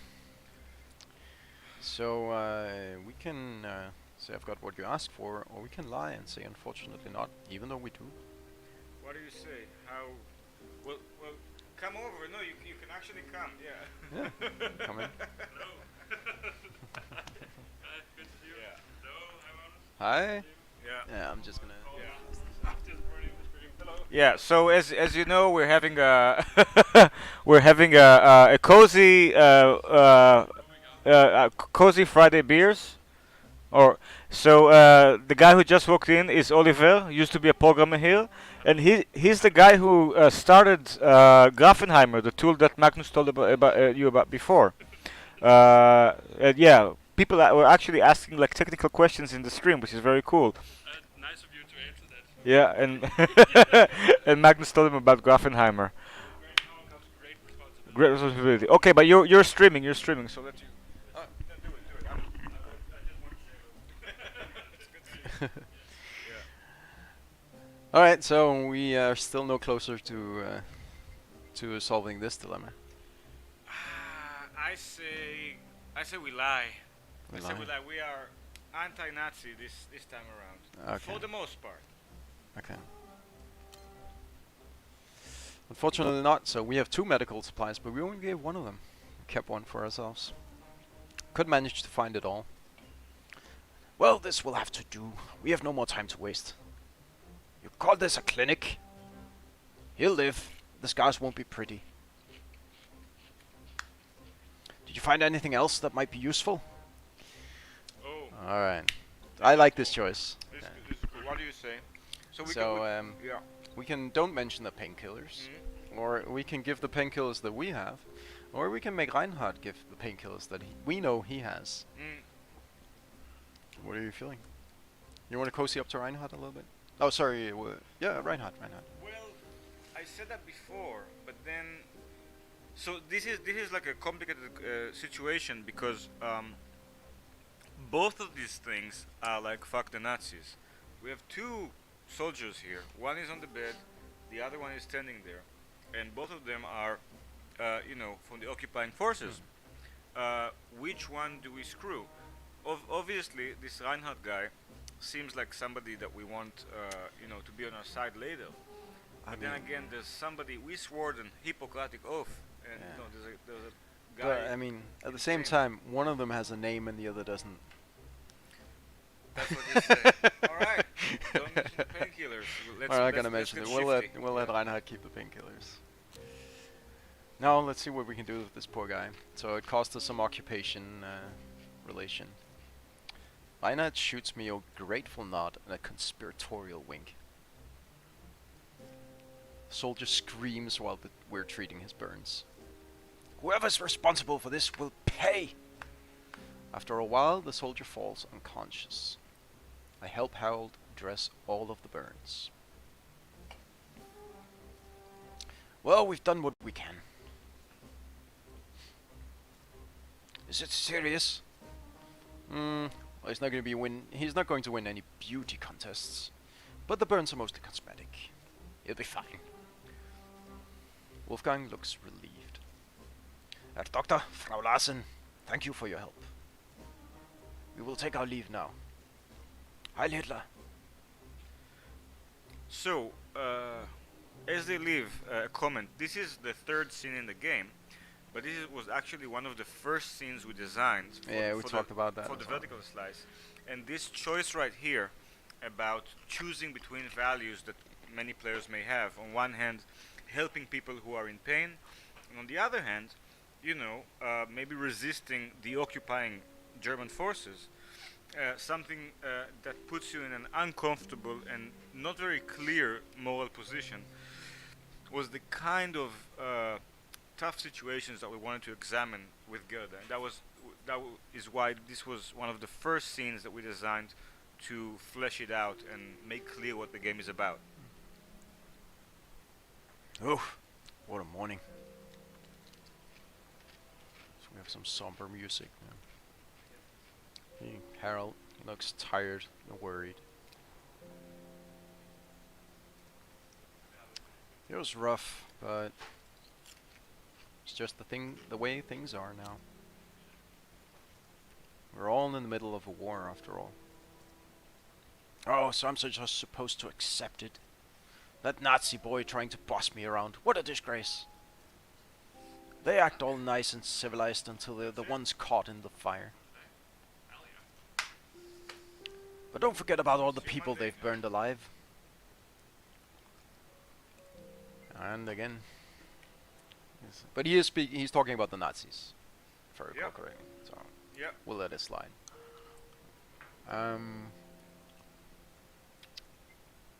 The war will end sooner or later. Yeah. And life will be back to normal. I suppose you're right. But it doesn't mean I need to feel good about it. Let's just hope we won't have any more drama today. What do you say? Will we have no more drama today? Definitely. Definitely. No more drama. That was the last drama. Yeah. The game is just a cozy little sim from here. Yeah, exactly. It's just live sim from now on. Yeah. And yeah. You know, making porridge, cleaning the house, Exactly. chopping up the Tinderbaum. Yeah, taking care of patients, but nothing Yeah, as feeding the dramatic as chickens, this. Yeah, of course. exactly. Or perhaps a spraying dress from a child playing in the snow. This Oh, we have Jonas on chat. Jonas is our environment artist who worked on the game and is joining us from home, I guess. Is he here? I guess so. Yeah. He's not at his desk. But he's on chat. Hello, Jonas. Alright, so I suppose you've talked about this Yeah, page yeah, already. I have, Alright, yeah. fine. But you can also remind people who just joined us maybe because Yeah. people are checking who we are, what we're doing. Yeah. As a sort of company? Yeah, Okay. Just welcome people. Sure, yeah. Welcome to all you new people. So we are playing through Gerda, A Flame in Winter. I am Magnus, I'm the lead developer, and this is Shalev, he was the lead designer on Gerda. And just doing a casual playthrough, and we just finished the scene.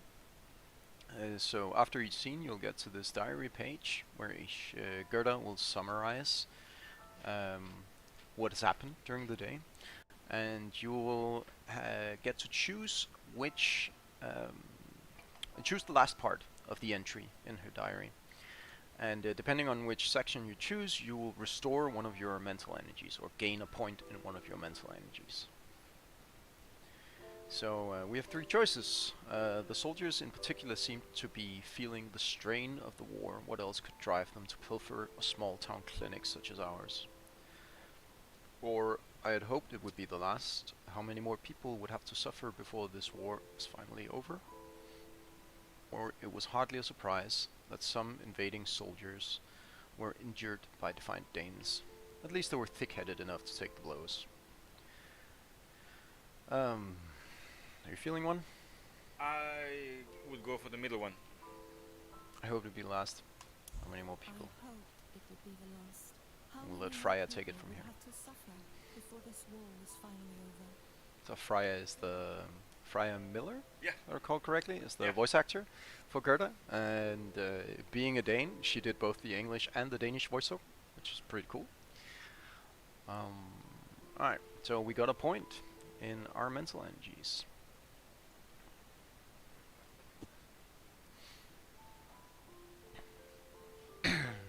So now time will progress.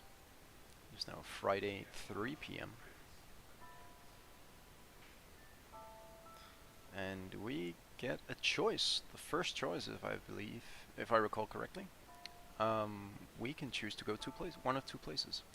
I So- read a few things from the market. Perhaps Margaret will be there. I'm curious to know what she thinks of today's events. We can go to the market to get some supplies. I believe we talked about, Gerda mentions this earlier in the first home scene. I wonder if I, anyone else Or we has can go to the the factory. explosion. So this is purely for If you me. can see if I there's anything I can do to help. played the market scene a ton of times, and I played the factory scene also a ton of times, but less. So Yeah. I want to see the factory. Yeah. And as stated below, we won't be able to go here later, so this is one of the times where you have to choose one or the other. So I'm curious about the wonder factory, If anyone so I want to go there. Oh, Henriette, saying hi, thank you. Henriette was a historical researcher that helped us build a database of historical knowledge about the era. So are you So talking about these things? Not just, yes, absolutely everything that you see here relied on her research. And these are facts that you can unlock throughout the game. Let's not click on them because Yeah. that's a big spoiler, because of course I played the game a bunch of times, so I have everything. But you will have to discover it. But Henriette in the chat, hey, so nice to see you. Look, look what you contributed to. This is looking so cool. So It thank you happened! It finally happened! Yeah. Oh my goodness. Is this really the work of the Resistance? That factory is blown out. Yep. Alright. So, as any veteran adventure gamer knows, you need to go the other way first. See if there's anything over here. Can't leave yet. Still need to investigate the explosion. Alright, fine, it's fine. We're like, oh, there's a guy over here. Let's go talk to that guy. He looks interesting. Factory worker. A steady stream of curses is coming from under his breath. Christ on a fucking bike! What's the matter?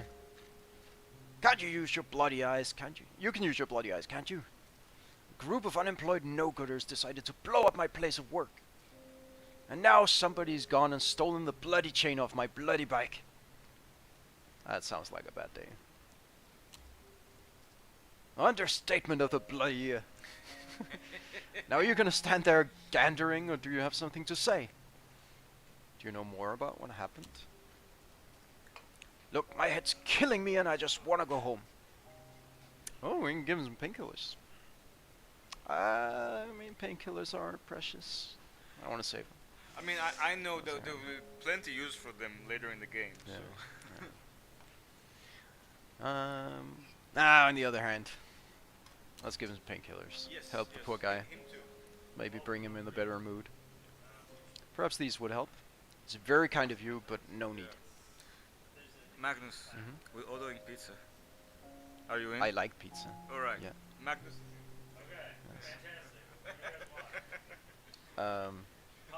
I'll be controversial and say anything with pineapple. No. Nice. Welcome to Friday streaming. Please, I insist. Ah, well then. Thank you kindly, miss. I won't forget it. We help the factory worker. He might return my kindness in the future. Ooh. Ooh la la. Alright. So we have, I guess this is a gate to the factory. Two figures can be perceived behind the steel bars. Oh, who's that? Herr Wolfgang is talking with Herr Westergaard. So Wolfgang was the guy who came to the clinic. Yep. The officer. Investigo, as we know. Do we know? I mean, we know because yeah. He's not in our book yet. No, because we haven't met him, but we heard a We rumor heard about the banquet. that there's a banquet in Yes. the Vestergaard Manor. That is true. I wish I could hear what they were saying. Hey, you, get away from here. There. I better do what he says. He has a gun, after all. So, alright. What about you two? Herr Wilde. His eyes are glued to the carnage before him. Quite a sight, eh? You can say that again. It sure makes you think, doesn't it? Sure does. I don't want to interrupt them. Seem like they're having a moment.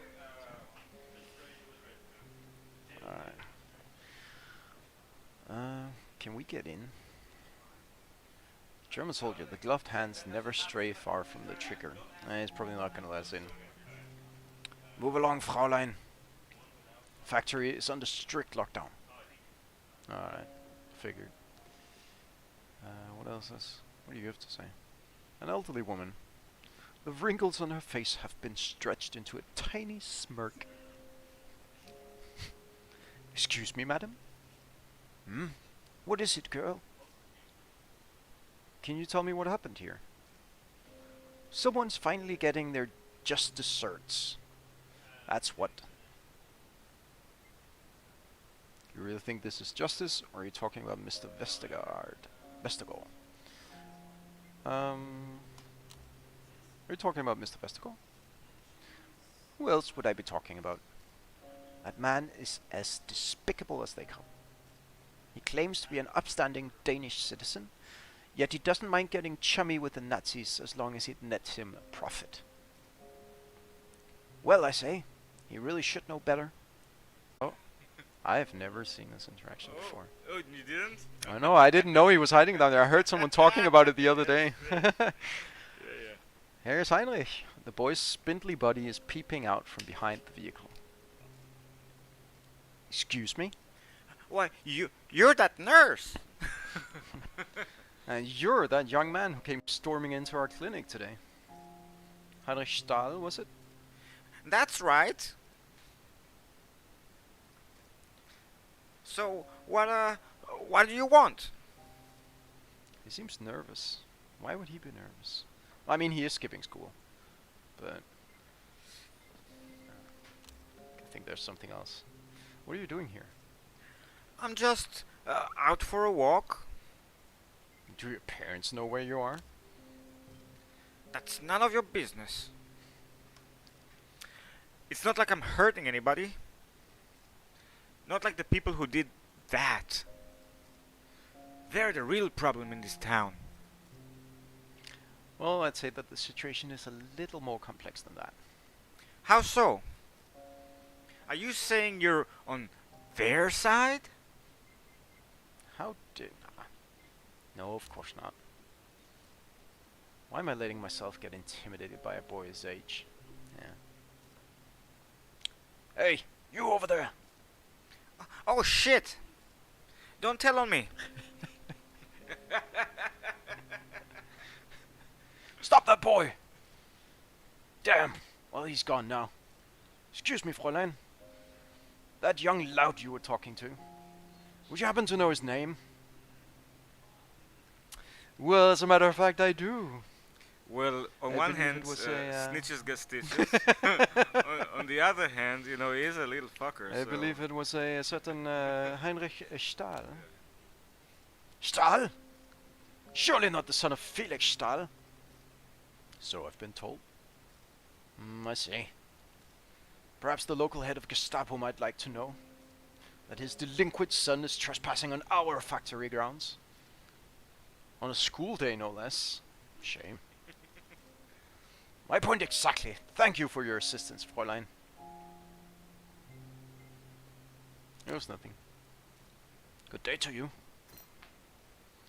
saw Heinrich at the factory. Oh, he regularly snoops around the factory. He's a little snooper.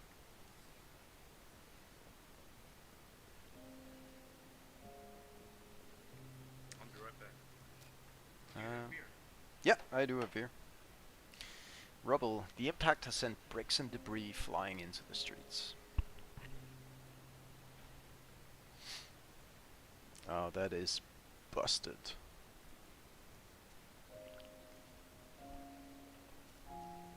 That must have been quite a blast. Alright. I'm just gonna walk past here. Oh. Halt! This is a restricted area. You'll have to go around. But that's Papa over there. Why isn't he at the station? Oh, 'cause Papa volunteered. What happened here? Is there anything I can do to help? We're just gonna be brash and walk through. Excuse me, I need to get through.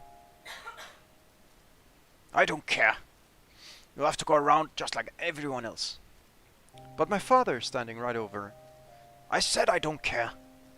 Now move. Oh, Papa! Oh, Papa! What the hell do you think you're doing? Gerda, is that you?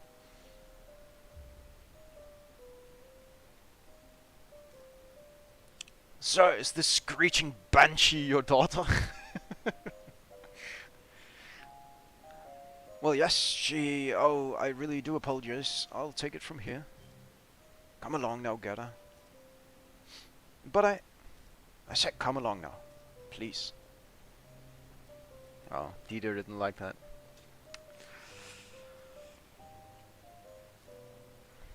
Merchen, what are you doing here? It is not safe. I came to help. They brought one of the wounded soldiers to the clinic. What happened? Some saboteurs attacked the factory this morning. They blew up part of the assembly hall before escaping.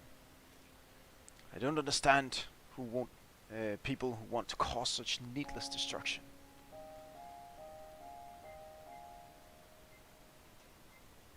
What will happen to the workers? Oh, both Danes and Germans. Will everyone be keeping their jobs? I guess you'll just have to wait and see, Motion. But what are you doing here, Papa? I thought you were supposed to be at the station. I was on my way when I heard about what had happened. I had to come by and offer my assistance. That reminds me, I wanted to swing by your place after work today. Herr Betzner gave me a couple of bottles of Glühwein this morning. Papa! People got hurt. Why are you talking about Glühwein? Well, stuff like this is rare these days. I thought you and Anders should have it. Please, it's a gift. Take it.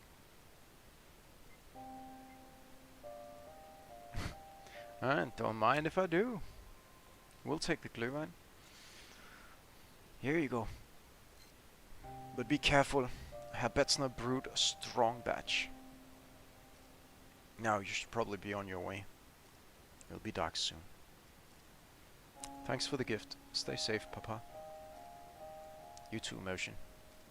Give my regards to Anders. So,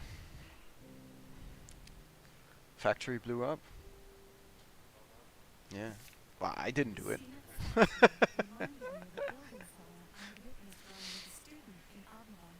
charred brick was piled at the base of the structure and already powdered with a fresh coating of delicate morning snow.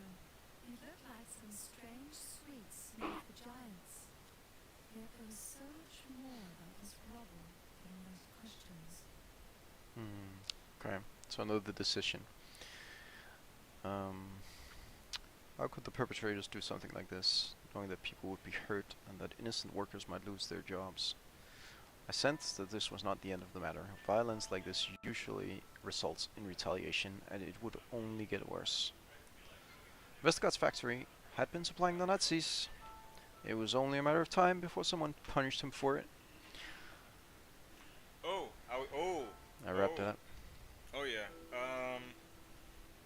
I'm going with Oliver, but one moment. Okay. Let me just choose. How could the Choose one. do something like this? All right. So I've been choosing compassion choices until Okay. now. I've just been going with what I feel like. So I mean, I would go. Yeah. yeah. This one. Yeah. It was a matter of time before someone punished him for it. Vestergaard's factory had been supplying the Nazis. It Okay. was only a matter of time before someone punished him for it. So that gave us 1 wit. So there's kind of 2 ways of playing this system. Either you can try to figure out which one is related to which mental energy, because every time there are 3 choices, one of them is related to each mental energy, though the order shuffles around a bit, so you can't be too sure. Or you can do what I do and take more of the role-playing path and just go with whatever feels right to you, and your mental energies will shape according to how you're playing. Alright, so it's getting dark now.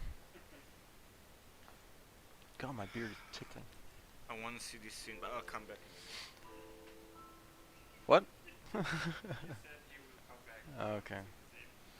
You want to see the scene? The windows are showing like beacons Is the in home? darkness. This is a good scene. Anders forget to It's a put good up the scene. blackout curtains again. You want to see it, Oliver?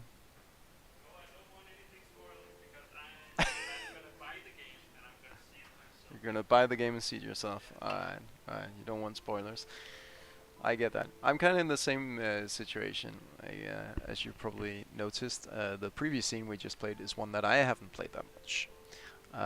So I didn't, for example, know that Heinrich is there. And there's a couple of key scenes that I haven't played myself, which is the privilege of being a programmer, that I don't have to play through all the scenes. So there's still stuff that I don't know about, which feels very nice. So we have 1 scene to choose from, The windows which are is showing home. like beacons in the darkness. It's late, Did 6 Anders p.m. forget to put up the blackout We're heading curtains home.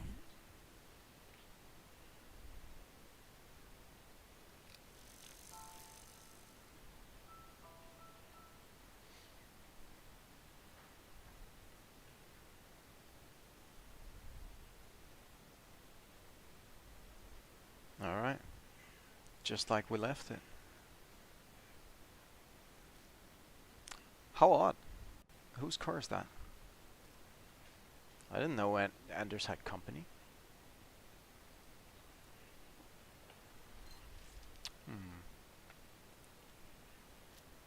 Tracks. There are tracks on the road leading into the driveway. Fresh tire tracks.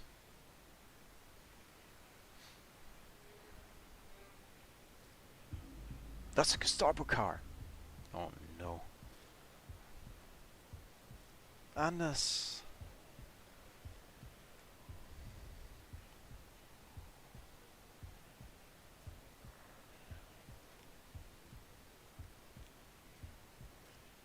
We should get into the house. Snow stained with blood. No, no, no, Anders. Please let him be alright.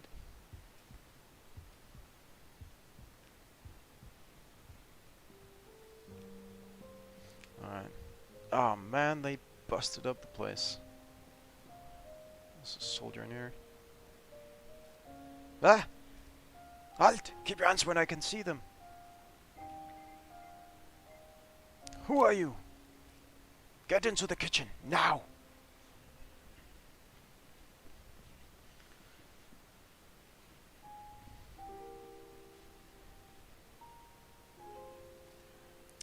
Well, well, if it isn't the woman of the hour. Soldiers, secure the front door. Yes, sir. Where's Anders? Hello again, Frau Larsen. I must say I'm surprised by your home. Look at the state of this place. What a mess you keep. Where is my husband? In the bedroom. He seems to be having a rough night now. Don't have time for this. Is he alright? You bastard. Is he alright? Why don't you go see for yourself? He's waiting in the other room with that Gestapo Nobstadt. I'd hurry up and join them if I were you. Alright, let's go take a look. Back where it all started. Anders. Ah, Gerda. You're alright. One moment, Frau Larsen. You may speak to your husband after you have spoken to me. My name is Kriminalinspektor Felix Stahl. You wanna? You're good. Alright.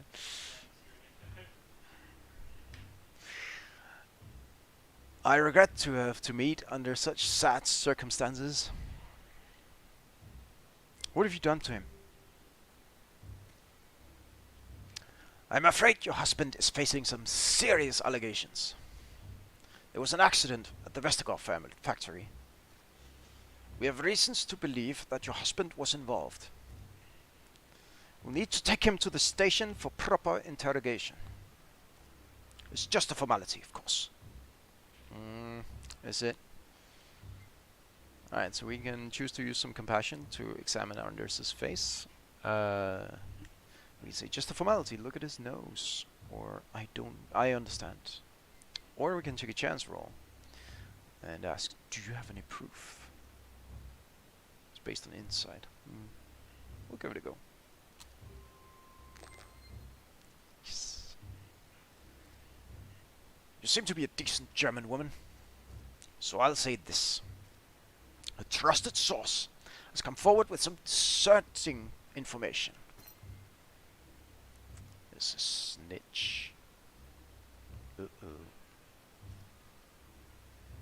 At any rate, we'll be leaving as soon as my men finish the house search. At least allow me to tend to my husband before you take him away. We have a first aid kit in the storage room. Ah, of course. You're a nurse, yeah? One of our men received treatment at a clinic in town this morning. More accurately, at the clinic where I'm told you work. Dr. Lindholm's, is it?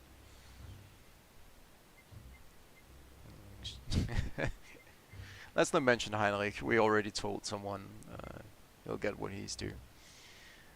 That's right. He looks at his watch. You should hurry if you wish to treat your husband before we leave. Of course. I'll be right back. Alright, so we're on another timer. Alright, what is this here? Jewelry box is lying wide open. No, they didn't. My grandmother's pearls. They're gone. One of the soldiers must have taken them. Missing pearls. My grandmother's pearls are missing. See, I am set to find those pearls. If it's the last thing I do. Alright. Stomping around the kitchen with his muddy boots. You're ruining our home. He snorts and barely looks at me. How else am I supposed to make sure you're not hiding contraband? I'm just being thorough. Please stop, I beg you. If you don't stop, I'll report you. I don't think either of those is... but he does seem like the shady type that would take my pearls. He stole medicine earlier, or he tried to at least. No, we let him. Yeah, he did steal medicine. I'm gonna accuse him. Stealing from civilians part of your job too? Bah! There's nothing worth stealing in this hovel. My grandmother's pearls necklace is missing. Well, don't I deserve compensation for all the shit they put me through? He takes out the necklace from his pocket and twists it around his fingers. Bastard. Give him back. We did let him take the pills. Perhaps he'll be nice Give us and an edge, actually get it. yeah. Yeah. Or we can try to rip it from him. Well, I think we should use the edge that we have. Yeah.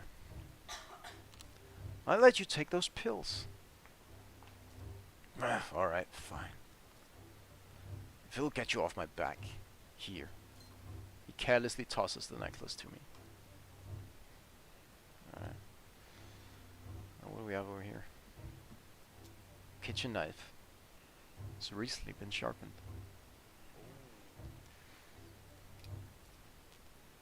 Knife is shiny. I get an overwhelming urge to pick it up. These men are in our home. They have no right. No. No, I won't. I won't help anyone doing that. I have to focus.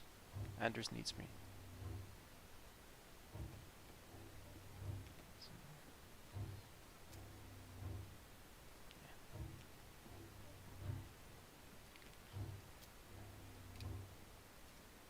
Oh, the shawl. It's ruined. I spent so much time on it. Alright, you don't have any time. Just enough time to pick up a milk kit. This kit is only for small cuts and bruises. It'll have to do. Oh no! I think they're leaving. I have to get back to the bedroom. Do do do.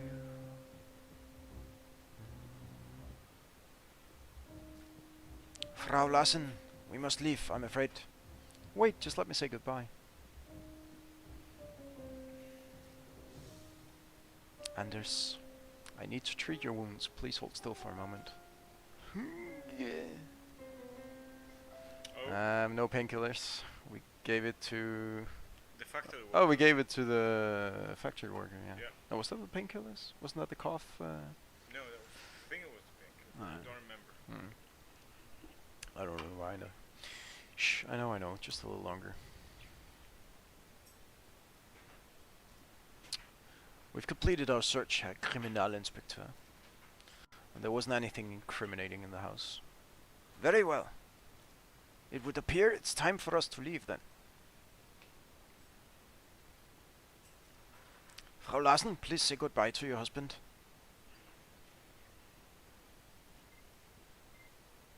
Anders, Don't be afraid, Gertie. I'll be back before you know it. Why is Anders giving me such an intent look? Gerda, don't forget to feed the chickens today. But didn't he already feed them this morning? We're playing dumb. Let's play dumb. The chickens? Oh, you know how you always forget. Don't let those poor chickens go to sleep without a proper meal. Alright, you've had your time enough. We need to leave. Bye, Gertie. See you around. See you soon. Oh, one last thing, Frau Larsen. You do well to come by our headquarters tomorrow morning. Ideally, as your first order of business, I would like to ask you some questions. And if you prove to be amenable, perhaps we can make an arrangement for you to visit your husband. Hi, Littler. Anders is gone. The house is so quiet. What am I supposed to do now?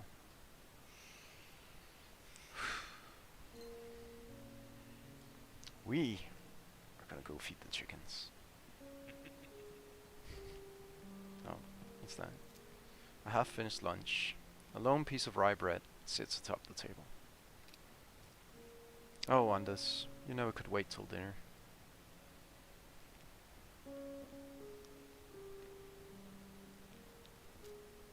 Chicken droppings sticking to the floor. Anders let the chickens in the house again. I've assured him that the coop outside is warm enough. But Gertie, can't they just come in for a little while? Next time you clean up after them, Anders. Next time. What's that here? A hand mirror. It looks out of place amidst all the other tools and trinkets. My mirror! How did it get here? Market gave it to me for my birthday last year. Premium good.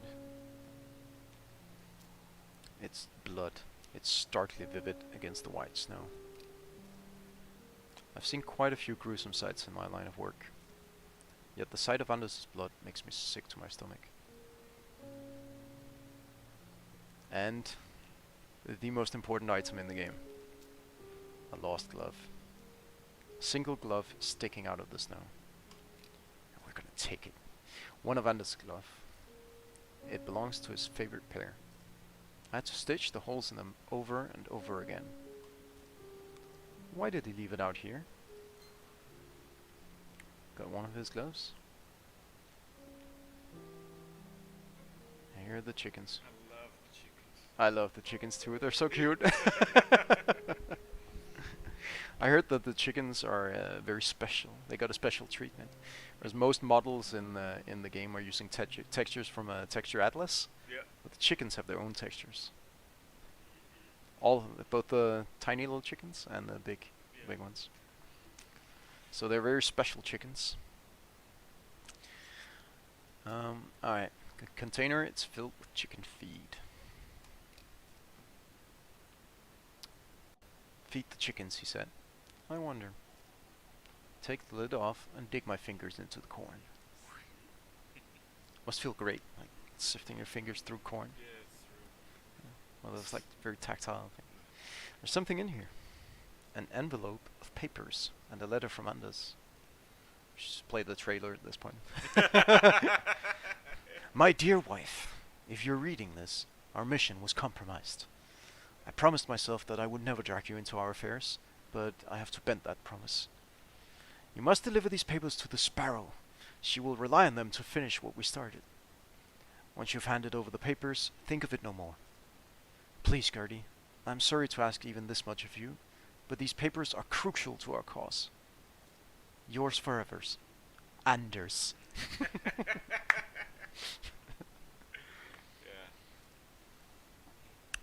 This was what they were looking for in the house. They were searching the wrong house. Haha! All the words on the other papers are jumbled. I can't make sense of them. Dearest husband, what have you gotten yourself into? Wait, there is something written on the back of the letter too. Take care of the ducklings. I've left them where we took shelter last May. First sparrows, now ducklings. Hopefully I can make more sense of it all in the morning. I have to. I think that's a good moment to. Yeah, I was time thinking out. the same. Yeah. It's a good place to stop. I'm Do you want gonna to take close the this. microphone? Yes. All right. So I think this is a good moment to stop. Yes. All right. This is a good moment to pause. We have finished the first day of the game, Friday, but the game only picks up from this point, and a very complicated plot and that involves many sides of the conflict and a lot of people around town unfolds from this point. You can get to see all of it when you play the game. Gerda, A Flame in Winter is now available for PC and Nintendo Switch with a nice discount of 10% until the 8th of September. It's a launch discount. So please, if you enjoyed this, if you enjoyed Magnus's beautiful narration, pick up the game on your favorite console. 18 euros, that's pretty cheap for a big game. It's about 6 to 8 hours of one run, and you can do multiple runs and see different sides of the story and try different things and get different results in the end. I am Shalev. I'm the lead designer at Portaplay. This is Magnus. He's the lead developer at our studio, and a beautiful streamer that does many cool voices. Thank you so much for joining us on this launch stream. We had a blast streaming the game. Thank you for all your cool questions. What is this? Christopher is saying very round chickens. The chickens were the partisans all along. Christopher, how did you know? Don't spoil the game for everybody. Thank you so much. It's been really great. We can't wait to hear what you think about the game, what you think about what happens next. Please, tell us what you think on our Twitter or Facebook. And enjoy the game. We're gonna have some pizzas and continue our Friday beers. See you around.